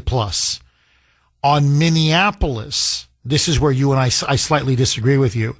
I think he needs to have been tougher, and I think he should have moved quicker. And I'll tell you why. Because it's not just that this thing is going on and on and on and on. And now we're starting to see churches getting shut down. By the way, there's a big story now about businesses in downtown Minneapolis. They're going to go under. They say it's like the pandemic all over again. They're bringing in $0 day after day after day. They're effectively shut down. They're closed because the streets are closed. The streets are blockaded. You've got these roaming gangs now. You now have roaming mobs that are not just attacking ICE officers, but they're literally now targeting conservatives. I said this on X last night. There are reports coming out. It's frightening, whereby there was for example, just to give you one of many examples, there was a married couple with their 13, 14-year-old son in the backseat of the car. The boy has an American flag on his hoodie. If they see anyone with patriotic clothing or any car with a pro-Trump bumper sticker, they charge and swarm the vehicle or the person, and they start attacking the vehicle, attacking or beating the person. They wanted to drag the boy out of the car and beat him senseless. And they were saying, get the flag, like rip the flag off his shirt. They tried to pull the father out of the car. The father basically, I don't know how he fought him off. Okay, just to finish what I was saying to Ken in New Hampshire. The problem now is that this insurrection is spreading. The lawlessness, the anarchy is spreading. Not just in Minneapolis, it's now spreading to other states and other cities. And I'm going to get to that in just a second. But in Minneapolis itself, you have essentially modern day pogroms, hunting parties. These aren't protests anymore, where conservatives are being deliberately targeted, they're being assaulted, they're being beaten. And why do I say conservatives? Because the mob, you have these roving mobs where if they see anybody with an American flag, say on their, on their hat, because it's very cold, or if they have clothing that has patriotic gear, they assume you're a Trump supporter or a conservative, or a Trump bumper sticker. Vehicles, as they're waiting at a red light, they spot a Trump bumper sticker or they see an American flag in your car. And 10, 12, 15, 20 of them rush towards the car. And they start pounding on the cars, pounding on the window, opening the door. As I said, there was a 13, 14-year-old teenage boy. He had a hoodie on inside the car with an American flag. They were trying to pull the boy, the teenage boy, out of the car to beat him senseless. Because if you're a conservative, you're a fascist and a Nazi. If you're a supporter of ICE, you're a fascist and a Nazi. They then went and tried to pull the father who was driving the car. The mother was in the passenger seat. She was shocked. Just shocked. You should have seen her face. Horrified and shocked. Like frozen, shocked. And they're trying to pull the father out of the driver's seat. And, I mean, they were going to tear that guy limb from limb. And so he fought them off. they somehow managed to close the door and the back door, the rear door to save their son, and he just hit the gas pedal and he gunned it right out of there. Okay, so now I'm giving you one example. This is happening everywhere. At restaurants, good luck if you're anything with patriotic gear. You wear a suit, they think you're an ICE agent. You wear patriotic gear, they literally now they harass you, they don't let you eat lunch, and then they demand that you denounce ICE. I'm not talking one incident, two. It's happening again and again and again. So you're at a cafe or whatever, at a diner, and suddenly, whatever. I like to wear patriotic shirts, not always, but I often have patriotic shirts. So I take my jacket off, or I open the zipper, and I'm eating my sandwich, minding my own business. They see whatever, USA, a shirt, USA or whatever, and suddenly they start blowing whistles in my face, surrounding me, yelling, shouting, screaming, and then they want to chase me out of the restaurant. And if I say to them, "What are you doing? Leave me alone," then I have to denounce ICE. They say, denounce ICE. If you don't denounce ICE, you must leave. And this is happening all across Minneapolis, all over. And the police are standing down. This is the key point. It's not just that there are roving mobs and gangs, but that the police have been explicitly told by both the mayor of Minneapolis, Fry, that clown, and Tampon Tim, the governor, you do not enforce the law, period. You stand back. You allow these thugs and vigilantes to run wild. Now, you tell me, now we're going to allow conservatives? These are our people now. We're going to allow them to be hunted down like animals? And it's all okay? No, it's not okay. Trump needs to invoke the Insurrection Act. But, Jeff, there's no consensus. There will never be consensus. The Moonbats, the Dems, and the liberals are refusing to uphold basic federal immigration law. Now it's getting to the point they're not upholding any law. No law and order. So it doesn't matter. You're not going to get consensus. You have to do what's right before this thing spreads like wildfire. Now, speaking of spreading, and I predicted this was going to happen, ICE now is in Maine, and it's an operation called Catch of the Day.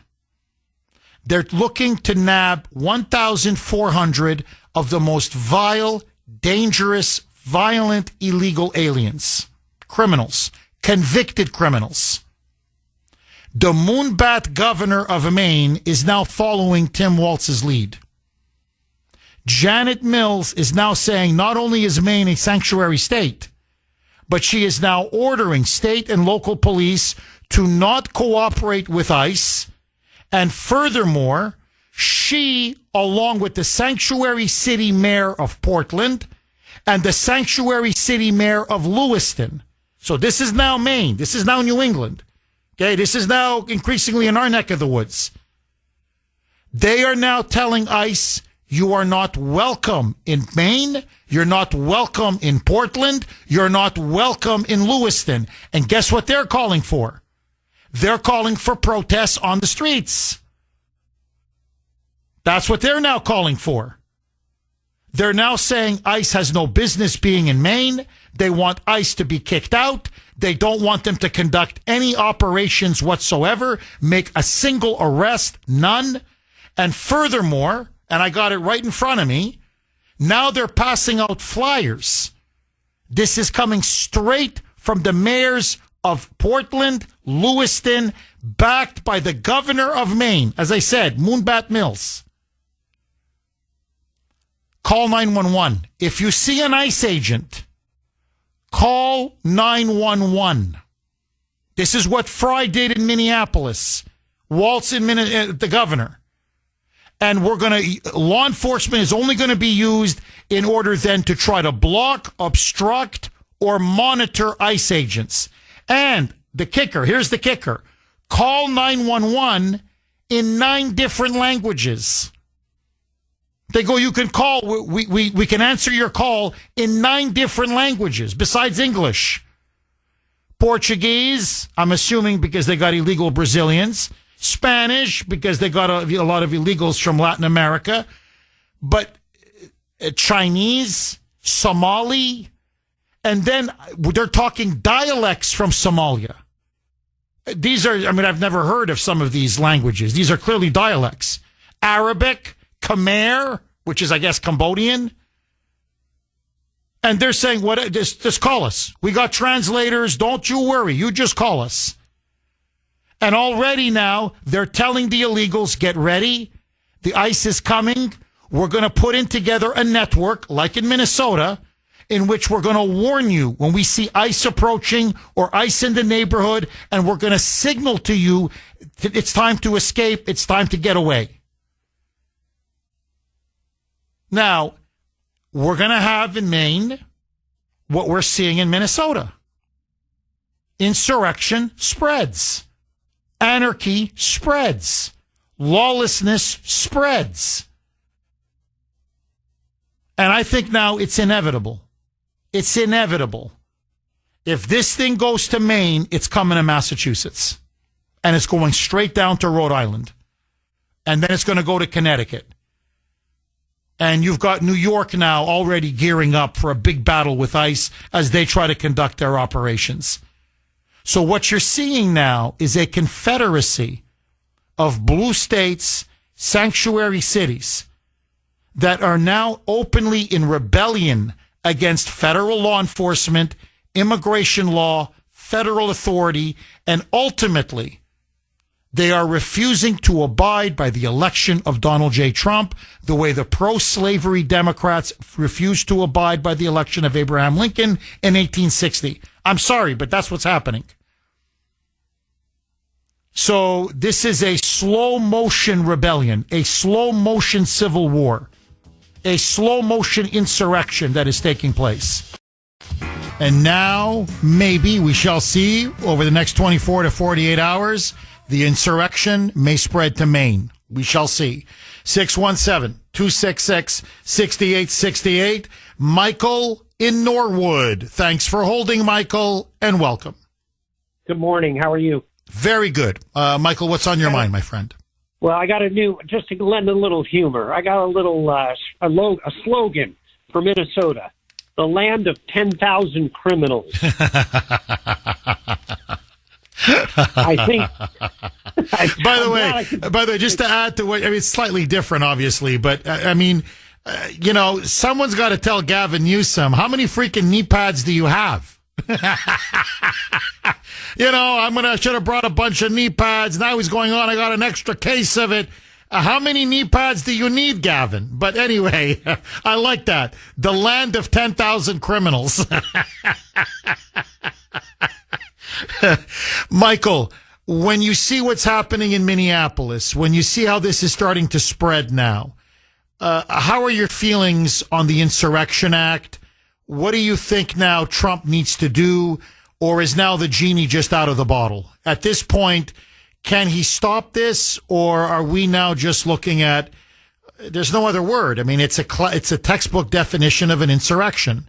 Are we now looking at an insurrection and the Democratic Party now starting to slowly, in slow motion, not all at once, but are they starting to secede from America? What say you? Well, I will answer that question, but I think part of this lies with Waltz and Fry, and I think there's a true cover-up. There was, a report about a week ago about $8 billion being defrauded out of the federal government from Somalians to everybody else that had their hand in the coffer, Waltz Fry. And I think that this mob mentality is being stoked. The fire's being stoked by Waltz and by Fry by saying, you know what, you guys need to do what you need to do. You go out and give it your best. And so it's causing this uproar of basically a mob mentality. And I see them covering it up, and you can't see what my left hand is doing when the right hand is distracting you. Interesting. So you think ultimately what this is really about is to distract from the devastating fraud scandal involving obviously many illegal alien Somalis, but others, and that this was going to kill the Democrats in the elections, especially in Minnesota. So they need to change the subject. How do you change the subject? Cause as much anarchy and chaos and lawlessness on the streets, encourage people to fight ICE, and now no one's talking about fraud. Everyone's talking about ICE and the Insurrection Act, correct?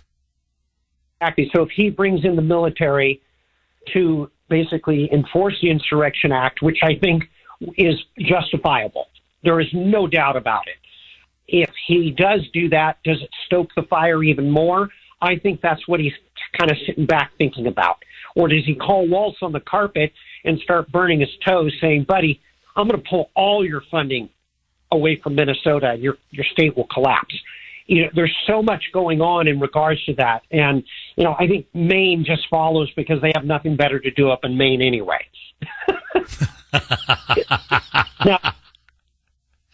Now, Michael, I'm just curious, what do you think is going to happen? How do you think this is going to play out?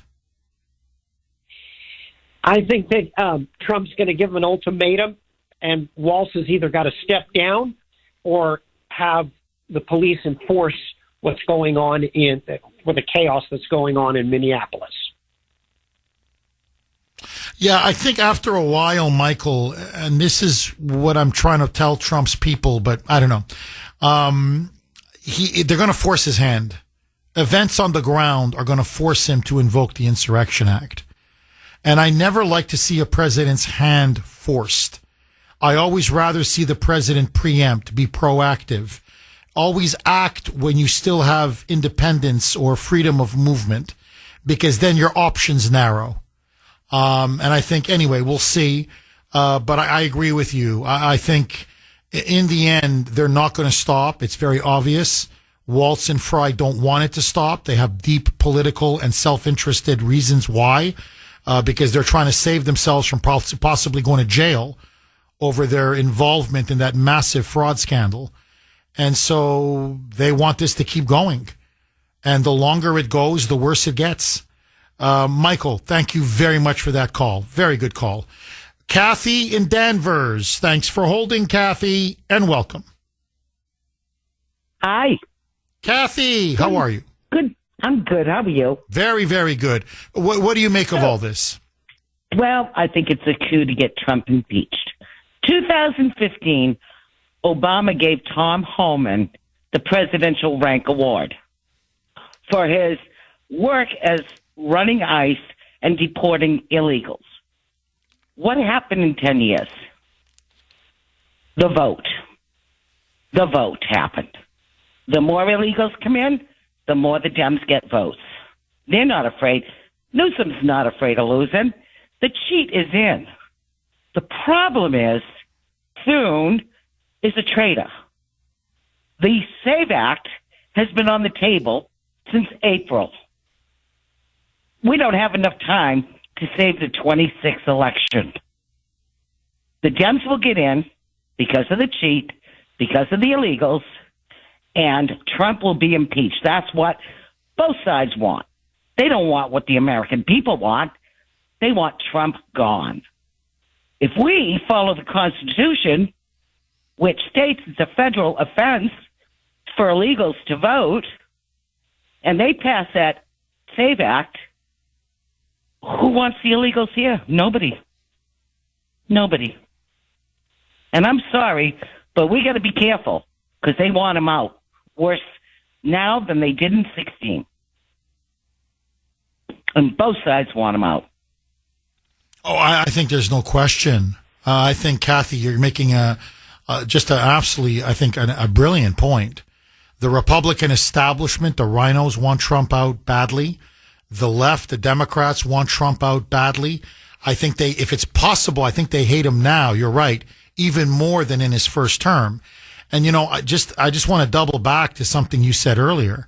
And by the way, you're not 100, you're 1,000% correct. 10 years ago,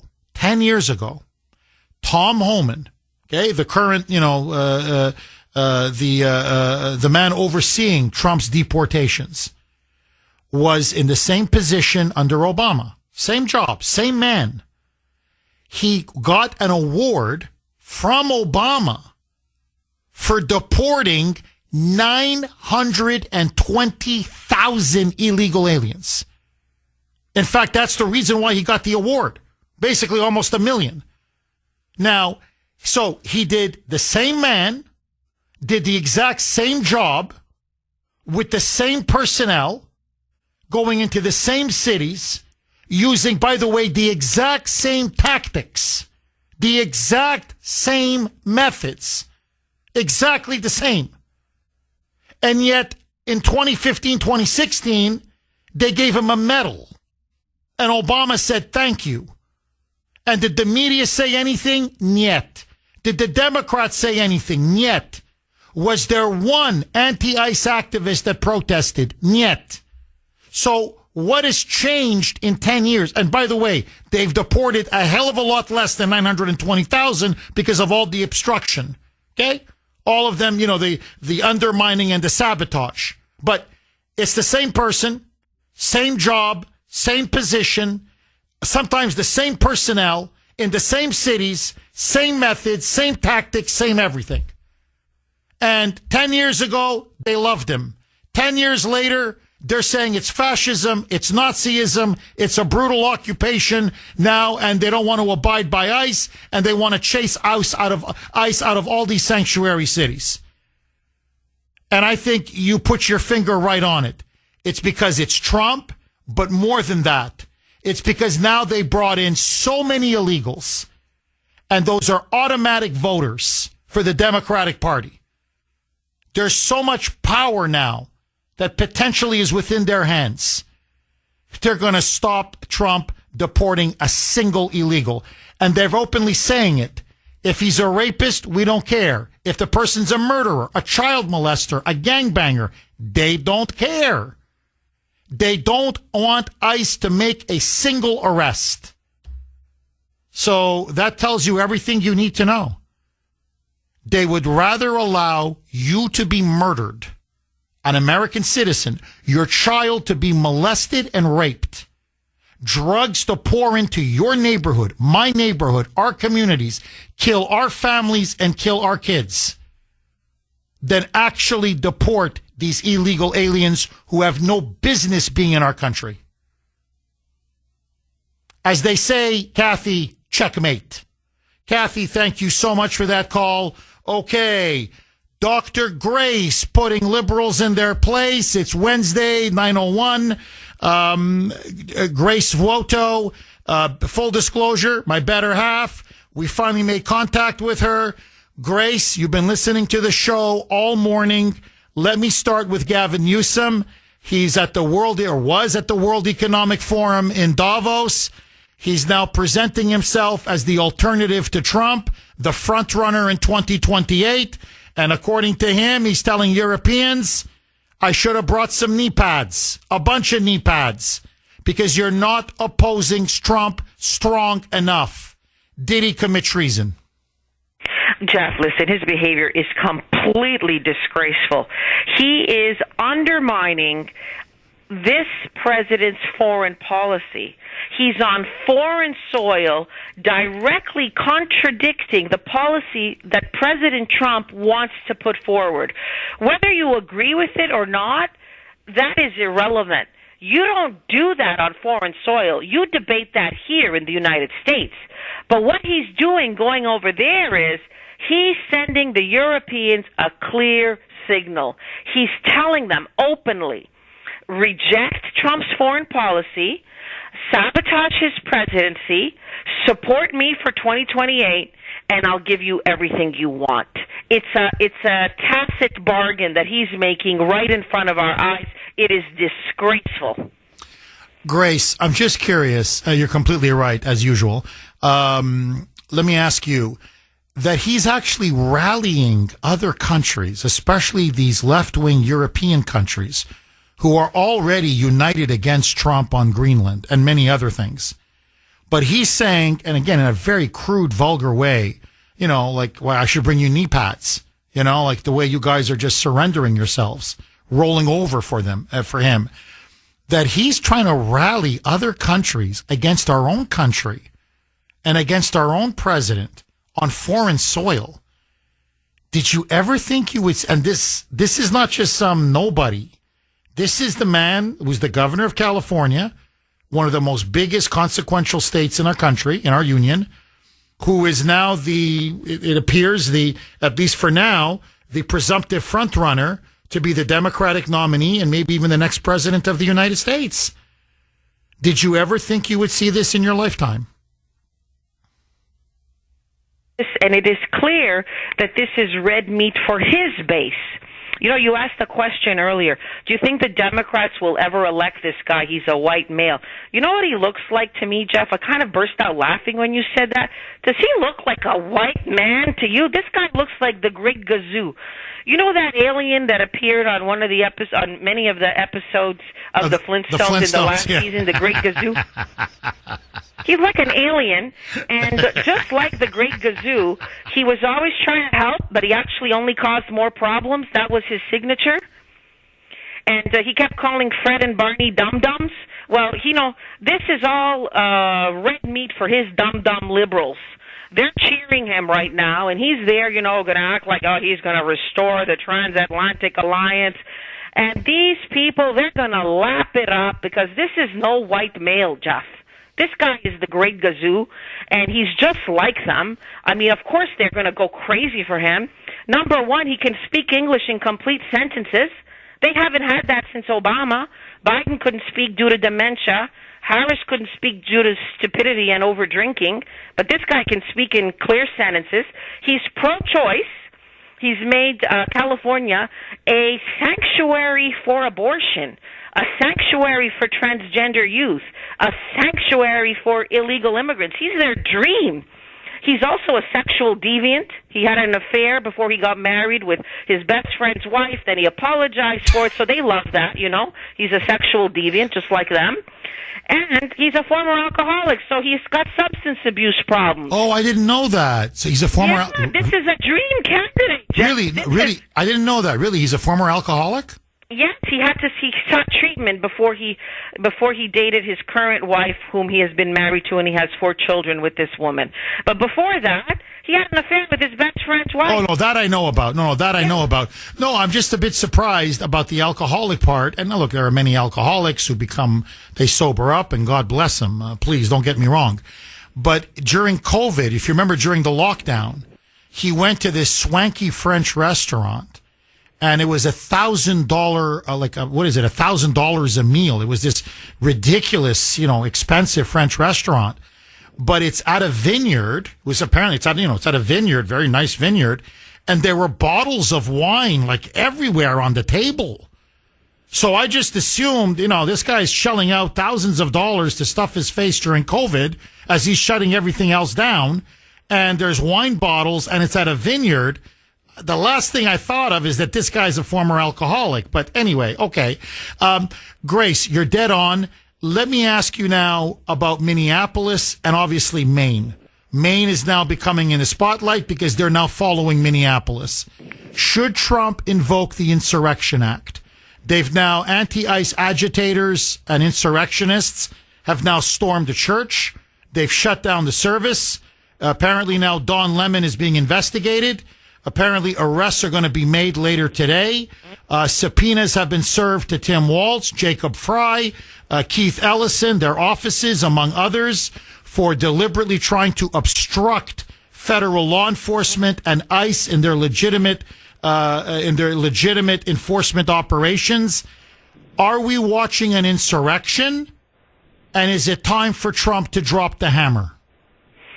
Jeff, I think it absolutely is, and I agree with everything that you said. One of the things we love about President Trump is that he's a man of action. He's forceful. He's bold. He's brave. This is the time to do that right here and restore order there and send a message across the country to all of the governors and mayors of sanctuary jurisdictions. This will not stand, and we're going to use all means available in order to end this scourge on the American public. Because, as you mentioned, at that press conference where he was showing all of these murderers, rapists, pedophiles that are running loose, and you have the idiot moonbat standing in the way of arresting them, this is outrageous. He should just avoid all this talk about foreign policy nonstop. And by the way, I want to give a huge shout out to CJ from Boston yesterday. Big radio hug to CJ. I loved his call yesterday. He needs to be home, get our streets cleaned up, be on this every single day. And if you need to invoke the Insurrection Act, do it. Why is Waltz and Fry, and now it looks like it could be Janet Mills, the governor of Maine, we'll see, but you're seeing it now, the mayor of Portland, the governor of Oregon, the mayor of Chicago, the governor of Illinois, Pritzker, they are now jeopardizing their very freedom. They're actually risking possibly going to jail. I mean, as I said, subpoenas now have been issued to Waltz, Fry, and Ellison, the state attorney general. They're playing with fire, and it could consume them, and they could end up being behind bars. Why are they, what is it about protecting, as you mentioned, murderers, rapists, and pedophiles, illegal aliens? Why are they willing to almost go to war over protecting illegals? What is driving this among the Democrats and among these fanatics on the streets? Well, Jeff, this has become a form of ideology that you can't even reason with these people. I mean, look, we saw Renee Good's wife not de-escalating the situation, but escalating it to the point that the spouse got killed. You cannot reason with these people. And you have these local and state officials that know that that's their base. That's their base of support. That's who they're courting. That's who they're seducing constantly. That's what gives them power. And so you also have tremendous amount of corporate donations that feed their campaigns. So they're going to press the envelope to the maximum to defend the illegals until they are stopped. And they're betting that Bondi won't do anything. An investigation is one thing, but it's another thing to actually prosecute. So let's see what happens. They're basically taking a gamble that this administration won't go that far. We've got about a minute left, even less, about 45 seconds. Does Bondi have what it takes to put these criminals in jail? And I'm talking about Waltz, Fry. I'm not talking low-hanging fruit. These Democrat insurrectionist politicians. Will she put him in jail? Does she have the spine to put him in jail? 30 seconds. She doesn't. And Donald Trump has a chance. It's a new year.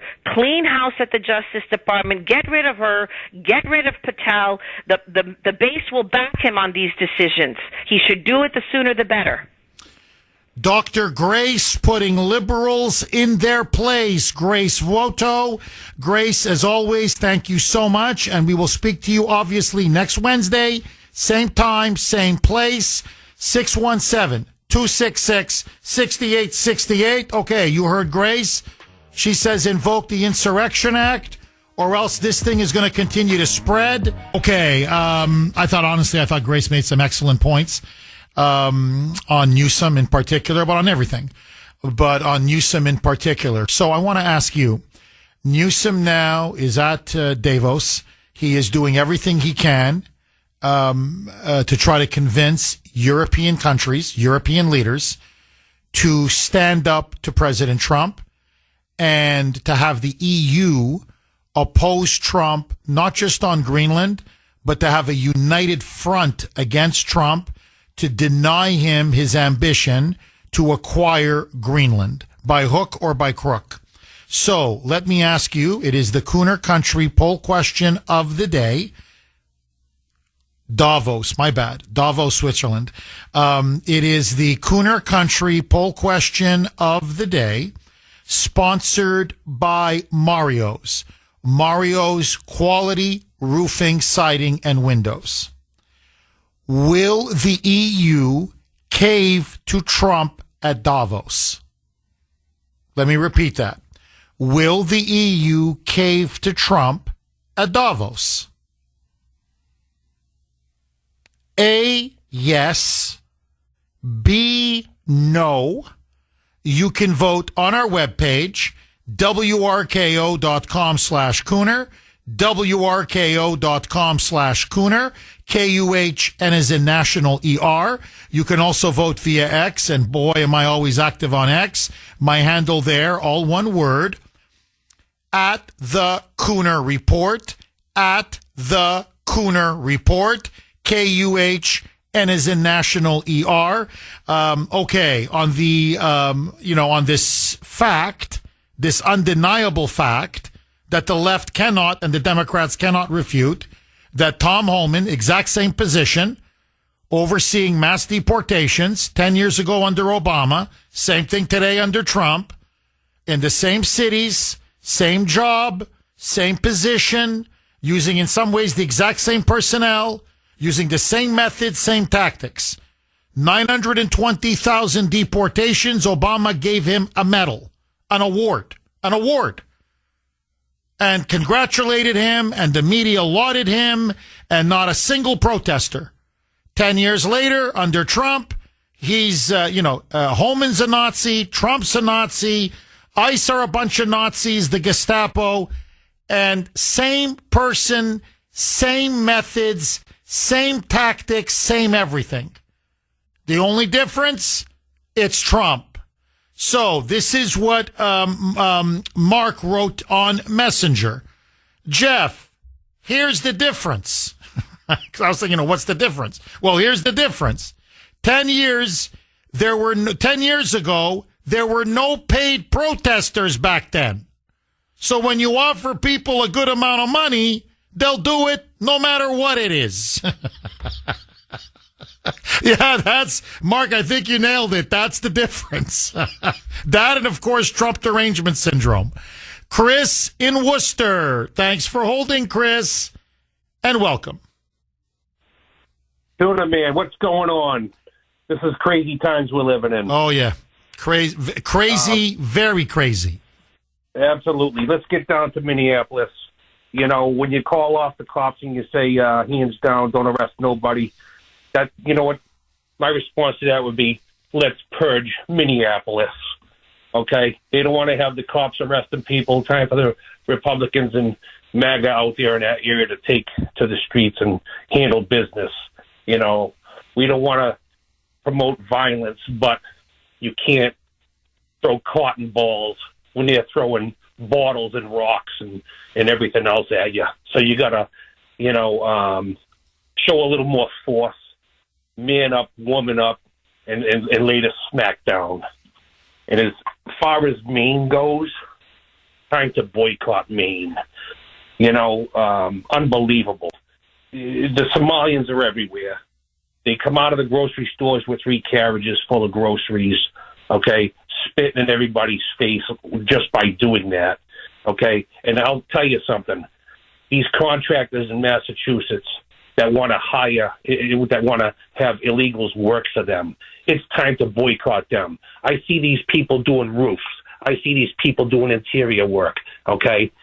I will not hire any company that has illegals working for them. It's time to put it down, okay? It's time to push back and push back hard. And I'm ready for the rally. And one more thing, MAGA country, open your doors to the ICE offices, okay?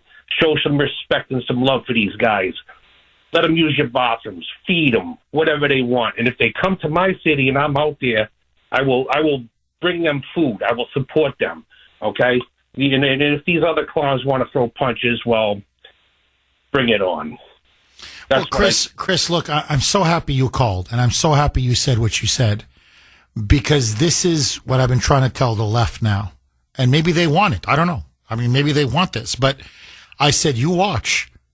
You keep breaking the law. You keep coddling murderers, rapists, and child molesters, pedophiles. And, now you're hunting down conservatives. You're beating them. You're assaulting them. You're persecuting them.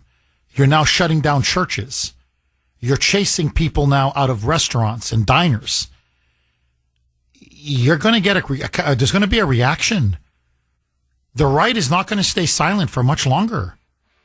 There's, you're going to get a response and a reaction. And you're not going to like the response and the reaction. 617-266-6868 is the number. Okay, I don't normally discuss columns written by columnists in newspapers or websites. The only reason being is, to me, the best commentators are this great audience. I love listening to callers and talking to callers because I think, honestly, most callers have better insights, better common sense, better wisdom when it comes to issues of the day than, frankly, most so-called commentators. However, just very quickly, because the lines are full, there is a brilliant piece by Glenn Reynolds in the New York Post. It's a masterpiece. Glenn Reynolds is a brilliant conservative. He's a blogger, but he's also a professor of law at Tennessee. He is one of the most respected scholars, professors, really minds in the United States. He's sort of up there with Victor Davis Hanson and others. Long story short, he has a piece which is a warning now to the country and especially to conservatives and patriots, making an argument very similar to mine, that he sees now among the Democratic Party in places like Minnesota, in New York, now Maine, in California, the same kind of, his words, fire eater rhetoric that you saw from pro-slavery Democrats that led up to 1860. And he said, his words, not mine, that this refusal by Democrats to abide by Trump's election victory, to accept it, is almost identical to what happened in 1860 when then the Democrats refused to abide by the results of the election and Lincoln's victory. Now, what he's really, on top of all that, and this is his biggest warning of all, he says our democratic republic is going to cease to function. It's going to end for several reasons, but he says the most dangerous reason, and this is what the Democrats, he says, are really playing with fire that could burn the whole country, is in a democratic republic, and we are a constitutional republic and increasingly with some elements of democracy, so we're technically now a democratic republic. Increasingly, you cannot make elections an existential struggle for survival. And what he means by that is that in America, like other, self-ruling democracies, self-governing democracies, or constitutional republics like us, the losing side has lost elections. They've abided by the results. And then, we'll get them next time. But underlying all of that is the sense that if you lose an election, okay, you're not going to be destroyed for having challenged the other party. You're not going to be prosecuted. You're not going to be sent to prison, have blanket prosecutions, be imprisoned, be killed, be murdered. He said there's a problem now. The Democrats are making every election a existential struggle for survival. And what he gives example after example. Now, for example, Hakeem Jeffries, the House Minority Leader, could be the House Majority Leader if the Dems win the midterms in 2026. He's given now speech after speech where he's saying, I want all of you to know there's a 5-year statute of limitations, 5 years. So after Trump is gone, we're still going to come after you for having served in his cabinet, for having served in his Department of Justice, for having supported and voted for him. And so what he's saying, and not just what he's saying, he's openly said, we're not just going to put Trump in jail if we win power in 2028. We're going to put anybody who worked in his Department of Justice in jail, his FBI in jail. We're going to put Elon Musk in jail. We're going to put, Scott Bessent in jail. Anybody who served in his administration is going to be put in prison. We're going to hunt you down. And furthermore, and this is not just Hakeem Jeffries, this is Chuck Schumer, this is Bernie, this is AOC, this is James Carville, this is Jennifer Welch, who's now she's a vile leftist, but a very influential podcaster. This is Jasmine Crockett. Okay, they're all saying the same things now. To ICE agents, I'm talking rank and file ICE agents. You arrest people in the name of enforcing immigration law, we're going to come after you when we win. And we're going to destroy your careers. And we're going to try to find anything we can to justify putting you in prison. Rank and file ICE agents.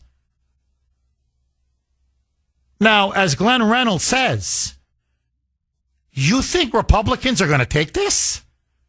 Whether they want to or not. No opposition party is going to say, well, hold on. If we lose the election, what? You're going to put all of us in jail? Cabinet members, administration officials? By the way, Elon, what the hell has Elon Musk done? He's just a big supporter on X. You're even going to go down to the rank and file level and you're going to put ICE agents in prison for doing their jobs? Once you go down that road, and let me give you the example that Glenn Reynolds gives, and he's completely right. That's Caesar. That's literally what destroyed the Roman Republic. The political enemies of Caesar were conspiring. Okay, this is classic Roman history. That they wanted to either murder Caesar or arrest Caesar on trumped up charges, bogus charges. And so when Caesar found out about this, and this is where the expression crossing the Rubicon, he said, well, I'm not going to allow myself to be murdered or jailed for something I'm not guilty of. This is ridiculous. So he then took his army and he crossed the Rubicon River. And by crossing the Rubicon River, it was now a fight to the death. And so he crosses the Rubicon, and that's when he wiped out his opponents before they could wipe him out. And that spelled the end of the Roman Republic. It went from a republic to essentially a Caesarian dictatorship, an empire, and the republic was dead. Now, it ultimately didn't save Caesar because his enemies then regrouped and then they all stabbed him, even his closest friend Brutus. Hence the famous phrase, et tu, Brutus. Even in Latin, even you, Brutus, even you stabbed me. But his point is, that's the lesson, Caesar. That's the lesson of the Roman Republic. That's how it ended. Now, throughout our history, outside of the Civil War, that was the only time we broke that tradition.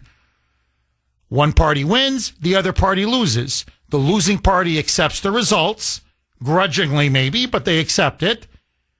But the losing party also feels safe. Okay, we lost. We're transferring power. Now they're not going to hunt us down for this. That's changing. The Democrats now say we're going to hunt anybody down who had anything to do with Trump, even now his mass deportations. Now he's right. If they follow through on their rhetoric, and I'm starting to fear that some of them will, we have no republic left. We have no democracy left. We have no country left. This is how radical, how extreme, I'm sorry, the only word I can think of, fanatical, dangerous, the Democrats have become. Invoke the Insurrection Act now. Because this thing is going to spread and spread until it consumes and burns down the entire country. Just my opinion. Linda in Medford. Thanks for holding, Linda, and welcome. I'd like to make two quick points. Yes, Linda. One, the Democrats have no problem accusing and arresting anybody. If it turns out the individual is found not guilty, they don't really care because they probably bankrupted the person and destroyed their reputation. So in a sense, they win anyway. Obviously, Republicans don't have the guts to do that. The other thing is, I believe that this fraud and everything that's going on, as you probably know, federal judges were arrested. Linda, can you hang on? I'm up against a hard break. I agree with you. The Democrats are now also embracing lawfare. 617-266-6868 is the number. Okay, let's go right back to Linda in Medford. Linda, we got cut off by the break. Please pick up where you left off.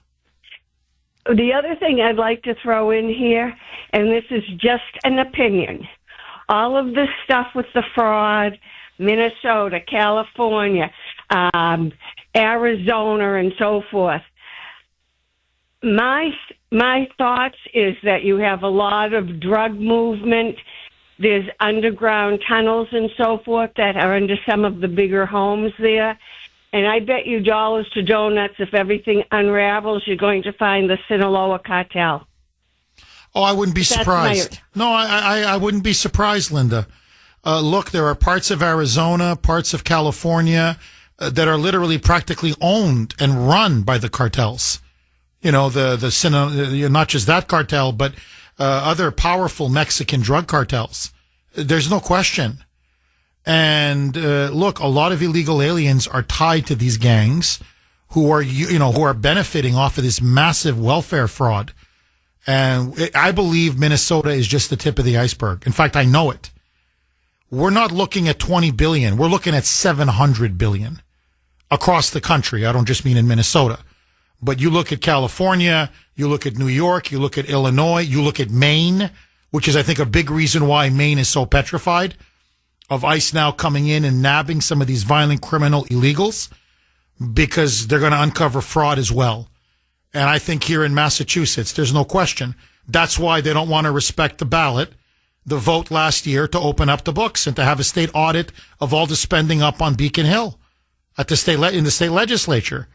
Because they're going to find billions and billions of our taxpayer money. It's stolen. It's gone. It's unaccounted for. So there's no question. That's why they need these insurrections. You tackle and you break open the books and you tackle illegal immigration. You're going to see that the Democrats have been behind it now for 30 years and that they've been using the welfare state to bribe these illegals so that they will vote for them. That's what this is all about. And it could be the greatest fraud, the biggest, largest fraud in the history of humanity. Because you're looking at trillions and trillions and trillions of dollars. So this is the kind of theft, the kind of government corruption that even makes Eastern Europe pale in comparison. And I'm telling you, that's saying something. Linda, thank you so much for that call. Dan in New Hampshire, thanks for holding, Dan, and welcome.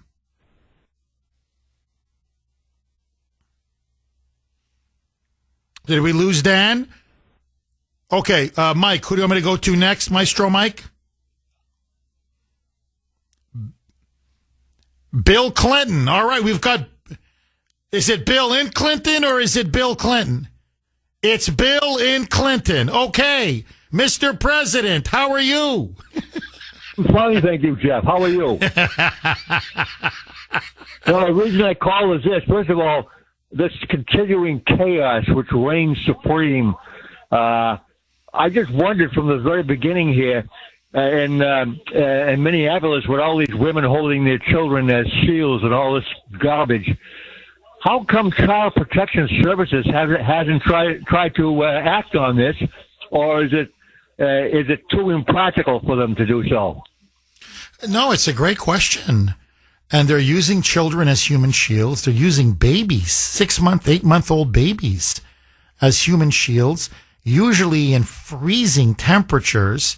And I don't know if you've seen some of the videos, Bill, but they're holding up their babies. If you can just imagine with, both your hands in front of, say, your face, and they're shaking the baby and they're saying, shoot, shoot, like the ICE agents, like daring them to shoot.